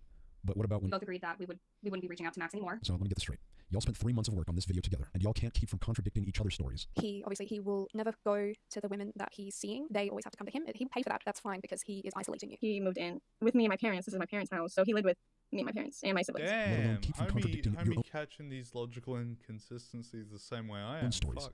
So what is it? Was I your best friend, or was I some weirdo creep that you tolerated? I will not deny that I was obsessed with you. Yes, I was, and I'm sorry about that. But there were times where you loved that about me and responded in kind, and there were times you hated that about me and you would scold me. So I guess it does make sense why your story is so flip-floppy. In my mind, I felt I needed to find a nice way to tell him that his behavior wasn't okay. Still at this point, felt responsible for his feelings since we had been so close previously. So you felt responsible for my feelings for you because we were so close previously. But I thought you said you didn't reciprocate those feelings, so why would you feel responsible? I know why. Because you were very flirty and touchy with me before you went off to college. At the end of October, Max called me and said he was in town and that he wanted me to meet his older sister who lived 10 minutes from campus. Max told me that she was a psychology major like I was and that she would be able to give me advice on and options after school. No, the fuck I did not. I told you she may not be a psychology major, but she was a law major, and you thought that was interesting enough to talk about. I felt a sense of loyalty to Max, having been friends over the previous year, and I hoped he would see how he was acting and what he had done was not okay. This is true. I remember we had long talks about my obsession for her. I told her I would not be able to subside my feelings if we kept seeing each other. She told me, do your best. This is around the time I enlisted in the Army because I knew it was not going to work, and I just wanted to die for a cause. I did not tell her until much later. Max picked me up from my dorm room and drove about 10 minutes away to a nearby Comfort Inn and Suites. I asked him why we were at the hotel, and he said he booked a room for us for the night. Yes, I did do this, but I called her beforehand and told her my sister would not be able to see us tonight, and if it would be okay that I got a place for us to stay. She said it was fine as long as I didn't try to fuck her. I agreed. I was shocked, and honestly, I couldn't move or even really speak. I started to panic just... If you're going to read a script, at least put some emotion behind the words you're reading so you can make the story sound legitimate. I don't claim to know what you were thinking or feeling at that time, but you and I both know I was extremely anxious if you were ever feeling uncomfortable in any situation, and it's something that would constantly annoy you about me. I would ask too much if you were okay, or if there's anything I can do for you. But at that time, what I saw was a person who consented to be there with me, casually following me into the hotel. I did not force you in. I did not grab you by the hand and drag you. You followed me. Once we got into the hotel room, there was only one bed, and that's whenever I started to cry. I asked him if he'd be mad if I left, and Max was laughing and said that we were just here to hang out and to catch up on our lives. Again, I'm not trying to invalidate you, but that's not what I saw. What I saw was us cuddling and talking about college life, and that's when I told you I enlisted into the Army. And then you cried. But what you were claiming is that I am a psychopath laughing at my best friend as she cries in fear of me. What the fuck? He was standing like in the doorway and wouldn't let me walk past him. Anytime I tried to get out the door, he would hold my shoulders or my waist and he would just stop me. Honestly, I can't remember all of what happened that night. Yes, that is very clear, but a good excuse to not give more details, so I will. Since I do remember what happened, you laid your head in my lap as I scratched your head trying to comfort you about me leaving into the Army. You asked me if there's any way I can get out of it, and I told you that I'm going to be getting a top secret clearance, and I could list you as one of my references, where you and I made a plan that you could tell them that I'm mentally ill and shouldn't be in the military, which wasn't completely untrue. And it's something you did end up doing because my sergeant notified me of it, but the Army didn't seem to fucking care, and I still got my top secret clearance. As I've done all I could to forget and move past this memory for years, but I do know that I was scared and that I was held against my will for hours. I remember being on my period and asking if we could go to the store so I could get tampons, seeing this as a way to get out of the room. But Max said no. Actually, I said yes, and you did. I specifically remember when we got back to the hotel, she went to the bathroom, and when she came out, she said, "I love shoving tubes up my bloody vagina," and I thought it was the funniest thing I ever heard at the time. I remember telling him that I was talking to a new guy and that we had plans to watch a movie that night. She never told me she was talking to a new guy, because if she had, I would have freaked the fuck out, because that's exactly what I did whenever I found out she was dating Anthony while I was in the military, which is what caused me to do the bad thing that I regret doing, which we will get to. I eventually was crying so hard that I just fell asleep. And I sat there laughing the whole time. People crying in front of me is the most hilarious thing. Okay, but for real though, what I remember at least was falling asleep after we were play wrestling, like where you try to hold the person down and they try to escape, when we end up falling asleep cuddling. I woke up to Max's hand in my shirt. Okay, that sounds bad, Max. Given the context of what you're being accused of. He was like rubbing my back all the way down to where my shorts were, and his fingers were inside of my shorts. I rolled over and asked him what he was doing. He just kind of smiled, super creepy, and said that he was watching me sleep. So usually that kind of behavior always results in rape. And since you were such a frozen, submissive little victim, I absolutely could have raped you in this narrative, couldn't I? But you would never accuse me of raping you or fingering you or even fondling you. Could it be that we were just cuddling and I was just rubbing your back? But Max, why would she lie about something so serious? And we're going to get to that soon. I looked at the clock and it was 9:42, and I told him I had a 10 a.m. chemistry class and that I had to leave. Max agreed to take me to campus for class, but he didn't agree to let me leave for any other reason. Okay, let's do another hypothetical. Let's say you're telling nothing but the absolute truth. Why would the psychopath only release you for class and no other reason? Why did this very touchy person not rape or molest you? Why did you never take a chance to escape while this person was asleep? Why did you never call or text for help when you had your phone on you? Why did you agree to get in a car with this distrustful person in the first place when you have your own truck and could have met up with him instead? Makes you think. After this, I did not respond to any calls, texts, or emails for several weeks. Yes, you did. We had multiple hangouts after this happened. And the last time I saw you, October of 2014, the day before I shipped off to basic, you invited me to your dorm where I met you downstairs for just a few minutes to talk. You were kicking my legs with your feet. You told me that you were going to go through with that plan to get me kicked out of the Army. You asked me to write to you, and I told you I would. And I did, and you never responded. Anyway, we hugged, and then I left. That is the last time I ever saw Haley. In December of 2014, I was closing at a restaurant that I was working at called Cowboy Chicken, and when I looked outside the window, I saw Max's car. In December of 2014, I was in the military. I did get a week to spend with my family during Christmas break, but I never saw you once during that time, and my entire family can confirm this alibi because I did not leave their sight because they were so worried about my mental health. I called Anthony and told him that Max was at my job. Anthony came and picked me up that night and told Max to leave us alone. Max was upset that I had started dating Anthony and accused Anthony of taking me away from him. None of this happened during December of 2014. This was one of our visits after the hotel, but before I was shipped off. She told me to come to her work and look at her newly dyed hair. When Anthony showed up, he did not ask me to leave. We met up and then drove back to the UNT dorms in separate cars. I had suspicions they might be together because she went in his car. I asked her about it and she said they were just friends. He said he was in the military and doing basic training in Arizona. No, I was doing basic training at Fort Sill, Oklahoma. Arizona was after. After this night, Max texted me repeatedly asking why I chose Anthony over him. I continued to ignore them, the messages. He started messaging me again in March of 2015 with really vague and ominous messages like, be safe, don't believe what they say. Anthony was also getting messages such as, keep her safe and you don't realize who you have, but we just ignored them and assumed Max was like on his shit again, right? This is all true. By March of 2015, I was doing very bad mentally. This was while I was in AIT in Fort Huachuca, Arizona. I want to shoot myself for not saving any of these messages because she is lying about not responding. She would often ask me to pinky promise that I was going to be okay and ask for a picture. Max texted Anthony early one morning. It was like, like after 2, before 5, like between 2 and 5, with a link to a video and a message that said, thanks. Well, that photo of his pinky literally doesn't prove anything for or otherwise. Anthony. In the video, Max was cutting his wrists. The video was posted on Anthony's Facebook page, and he was tagged. Several of my friends reached out to me to ask what was going on. This is true. This is what I did after I found out they were dating. This is something I've regretted for the past 8 years of my life. It is why I publicly apologized to her and her boyfriend years later, and it is why I've publicly admitted to it in a video for my 100K Q&A. And then I met her, and I loved her. And then she started to ignore me. Then she started to fear me. Then she started to hate me. Then she dropped all contact with me and called the cops on me. Depression. Suicide. I think it's obvious why I took this down years ago. It was selfish and it was cruel. I am not afraid to own up to it or talk about it, and I've talked about it to many people ever since. It was a great talk. I showed him the video that I posted about me doing that thing But since they have deliberately violated my privacy and leaked this very personal story of my life, I feel I don't have any other choice but to divulge. They claimed they called a wellness check so they can look like the good guys. Anthony called emergency services to do a wellness check. A wellness check never came, and it's certainly not the way Anthony portrayed it when he first texted me after he saw the video. It's crazy to think that he's got his fucking receipts though. Like the This only is- issue, like the only thing that makes me lean more towards Max's side is the fact that he's obviously got all of the receipts in all of the context. Do you know what I mean? Well, not necessarily all of the receipts, but he's got majority of the receipts in this whole fucking ordeal. You know what I mean? It's insane. Who saved my life, where he found me wrapping my belt around my neck at the stairwell where I was going to hang myself. My brothers in the army are the only reason why I am still alive, and I'm forever grateful to them. Do not let Haley and Anthony lie to you. They did not care. They filed police reports which do appear to be real, although I couldn't tell you because I was never charged, I was never asked to appear in court, and I was never mailed any notice. I did receive 1 or 2 different phone calls from the police department of Benton on separate occasions to tell me to stop stalking Haley. Being that I was about 1,000 miles away in Fort Huachuca, Arizona, where I remained to be until the end of 2015, I don't see how that's possible. But damn, go off, sis. And again, I do not know how to find people. I'm done listening to her. More than an entire third of my life has passed since this happened. I do not have any evidence to support what I'm saying. It doesn't look like she did either, besides just random pictures of us, which, if anything, proves my side more than hers. I don't have any of the pictures and videos we took together that were on my phone. I don't have any of the Skype calls or chat logs or text messages saved. And you would think if I am the person she is describing, I would have kept all of that. Don't you think? But what I do have is a witness. I hope they don't come after me. I'm scared. Why are you scared? What if they try to make me lose my job or something? Well, they have been known to harass people. Do you think people believe I'm your sister and be like, y'all aren't related? That's an actor. I mean, there's gonna be people who are gonna say, they're gonna say because you're my sister, obviously you're going to defend me. But if you, I am a woman. I defend women. I would know hope- for a fact he hasn't done these, and if, then I would beat him up and put him in jail myself. I would not be defending him. But since I know that they're lying because any things they say don't add up with what I've seen and heard and remember, I know they're lying because they have so many lies and inconsistencies that will be disproven. And whilst like to have a witness or a character witness is better for his side of defense, it being his sister is probably not the greatest idea. Regardless of whether what she's saying is true or not, it's hard to take it without a grain of salt, considering, like they literally just said, she's his sister. This is a lot to take in. I agree, it is a lot to take in. what makes you a reliable witness? I was there I've met all of these women. I was there when they interacted with Max, and I Oh, but trust me, the end is fucking something else. Something else, dude. relationships with all of them until they eventually broke up. You met Yeah, all they- of them in person? You even tried making friends with them, correct? I tried. I mean, yeah, I met all of them in person, and I was nice to all of them. Too nice. I shouldn't have been that nice. So what was your perception of my relationship with Haley? That y'all were very close. Y'all worked together at movie theater. Y'all went to school together. She was always coming over. Y'all would go to your room with the door closed, like for hours. I remember she was always picking up, and when I saw her at the movie theater, she was like, "Oh, I love your brother." And I would walk by. Y'all would be cuddling in her room and stuff in your room. And you even bought her sister a plushie because I was like, "You never bought me a plushie." So she claims I came in. Okay, so that backs up his thing about Haley inviting Max over for her sister's birthday party and corroborates his story, but he could have also just told her to say that.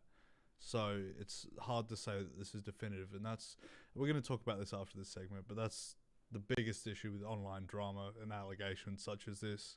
Invited, and also that she never gave me the address for her dad's house. I just found it. Then how would you know that though? I think she Is she saying that you guys weren't friends at all? No, she admits we were friends, but she doesn't admit to. She doesn't admit that she led you on. Correct. I mean, she kind of cheated off on her boyfriend with you. How? I guess she doesn't want people to know that. How did she? Come over? Y'all would be alone, cuddling and stuff. So what did you see and hear when I was with Haley that you witnessed? I would hear y'all laughing, talking. I said I saw you guys cuddling on your bed. Okay. But yeah. How often did we hang out, do you think? Like a lot. How much is a lot? Times a week. Multiple times a week. Okay. Well, do you have any reason to believe that she was just like placating me because I wanted to be with her? Like she was just like, okay, I'll come over, but like let's keep our I mean, distance. she texted you a lot too. It's not like it was one-sided. My senior year, we were talking just about every single night on Skype. Oh, okay. That's why you were in your room that whole time. Yeah. You remember because I would keep the laptop in my room. Yeah, it was in your closet. Yes. Did you give it to her? No, well, momentarily I gave it to her so she would play. I remember, and that was our aunt's laptop, and we were like, "Why did you give her our aunt's laptop?" I just let her borrow it so she could play the Walking Dead game because I recommended it to her. Oh, okay. You do the most. Don't need to give her a whole laptop. Okay. She gave it Get her back. on the computer. What do you think when Haley says I would show up to Very her house uninvited? I think she's lying. She definitely invited you all the time. She was always picking you up and stuff, and being like, "Oh, where's Max?" What do you think when Haley says I kidnapped her and trapped her in a hotel? And I'm really you as an considering 18-year-old? just skipping this whole part of the video because, like I said, this is all happenstance and it's entirely possible that it could be a completely biased recollection of events, or he could have just told her to say this. So I might just skip this part and go straight to the end, which, look, by the way, guys, this shit doesn't get any lighter. this takes a real a fork in the road turn. It gets fucking insane near the end. So, man, this is some heavy shit, dude. Like producer Jeffrey said, this is a lot to take in. That's why I'm getting my 12-year-old brother to be my witness to something. That shit would be scuffed. Oh, that's like getting... Yeah, it would be. It is very scuffed. Very fucking scuffed. Every inkling of privacy I've fought so hard to protect. And with the work I do, you have put me and my family in danger. I've always taken full accountability for what I did to you. I was fresh out of high school, straight into the military, depressed as fuck. And you're tearing down me because of who I was back then. So this is all I really want to say. Okay, so as of right now, I have a friend that doesn't talk to me anymore. Her name is Haley. Haley Rasmussen. She doesn't talk to me anymore because she hates me because I was a stupid idiot. But anyways, I just want to say to you, sorry. No, please, leave me alone. Fair enough. Yeah, anyone who knows Max in high school, he was a nice guy. Everyone was nice to everyone. Oh, He never kidnapped someone. Then why Let does... alone Haley, his friend, and she definitely was not kidnapped. Then why does Anthony hate me? Am I allowed to say why? Anthony Field, Haley's boyfriend, Magnetar on YouTube, the one who published this video on me.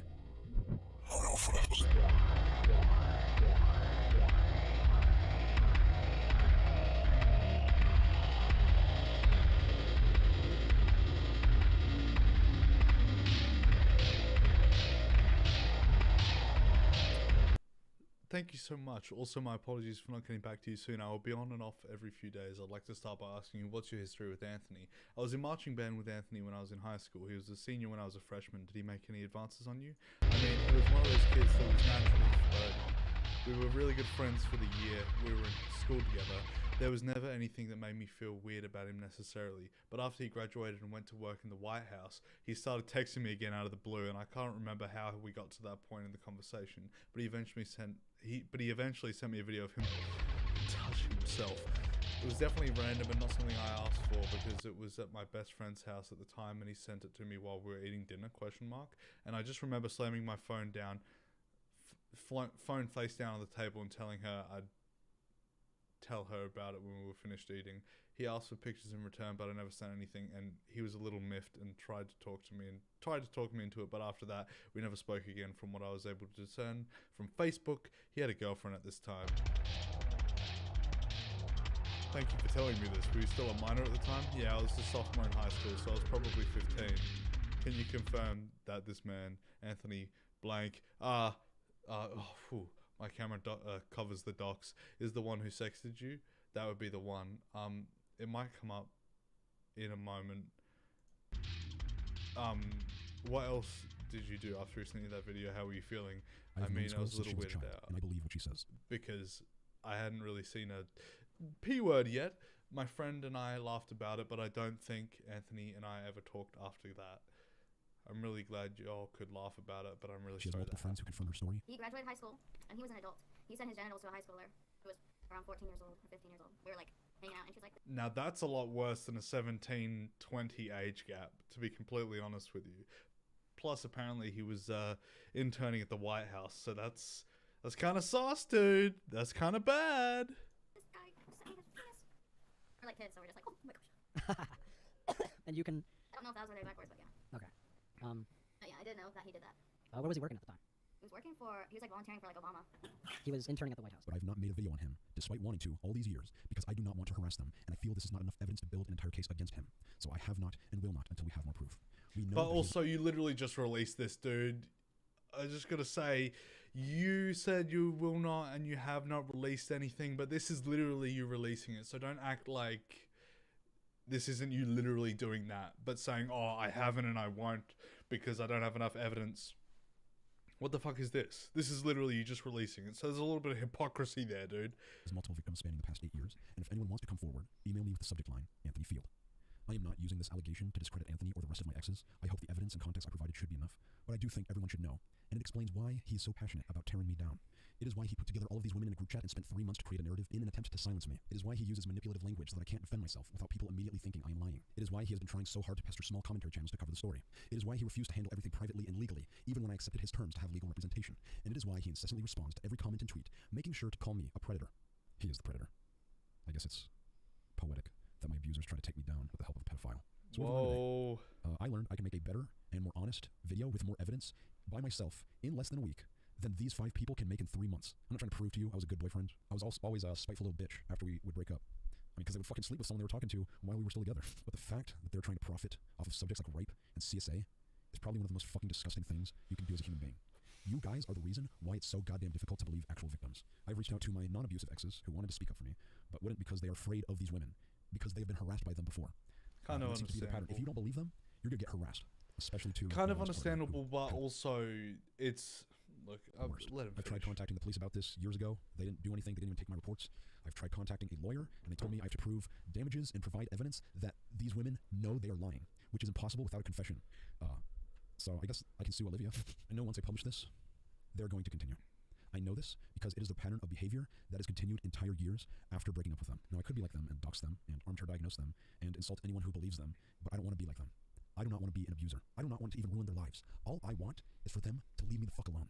I just want to escape from them. I've given them multiple opportunities to stop. And even when I did respond, I would do so only through small channels, so they would not receive the full force of my audience, because I know you guys are very zealous, which I appreciate. Thank you. But let's save it for the kind of a subtle flex. Files. But they have not stopped. And the only reason why I'm making this video is because they have not stopped. Paulina, Olivia, Sarah, Lucy, Haley, and Anthony. Leave me the fuck alone. Well, there you go, ladies and gentlemen. That was the end of it. And look, to give my concluding thoughts on the whole situation, everything on the internet is a he said, she said situation. Somebody throwing allegations and then someone actually giving the receipts and explaining it from their point of view. And really, it's hard to say definitively who's in the right and who's in the wrong, because I don't think there's necessarily a right or a wrong, because I'm going to be honest, there's no evidence either way to prove or disprove any of these allegations. But because they've been thrown out there, they tarnish a creator's reputation regardless. Unless there's something like the EDP situation where you can definitively say he was trying to engage in blank with a minor, there's no way that you can say that this actually happened. Last week we covered a pretty heavy allegation of an Australian content creator named Squizzy. Same thing. It's a he said, she said situation. Whoever has the most receipts wins the court of public opinion, and that's all it is. There's no part of it where you can definitively and 100% say with certainty, unless legally, unless you take him to court, and even then, that's up to a jury. You know what I mean? There's no 100% concrete way to say one of them is right and one of them is wrong. I don't know what to believe at this point. And to be honest, I don't either. But in saying that, and like I was saying before, Max had more receipts. Max had more evidence to defend himself. And it's not on the accusee to provide evidence to defend themselves. It's on the accuser to provide evidence of the accusation. You know what I mean? So it doesn't make a whole lot of sense for him to have to do that. But obviously people are going to watch that video. 30,000 people are going to watch that video. And then basically just be like, well, I guess he did it. And odds are, a lot of people who watched the original video that Anthony uploaded are not going to watch this Believe All Abusers. Also, that title's really divisive. So, I don't know, man.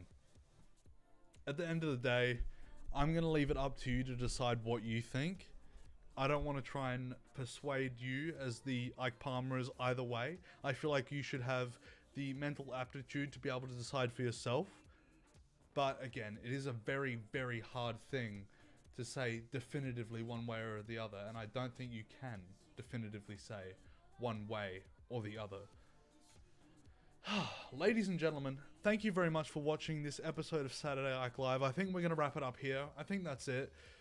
Thank you very much for watching. If you're watching the VOD, thank you for watching all the way to the end. I know it was a longer one, but thank you for sticking with me. Ladies and gentlemen, be sure to like this video or the stream if you're here and you haven't liked already. Subscribe and hit the bell notification. I'm going to be here every Saturday, except for not next Saturday, not the Saturday after, but in 3 weeks, Saturday, I'm not going to be able to stream, but I'll tell you what, I'll definitely make up for it in some other form of content. Ladies and gentlemen, thank you very much for watching, and I'll see you next Saturday. Peace.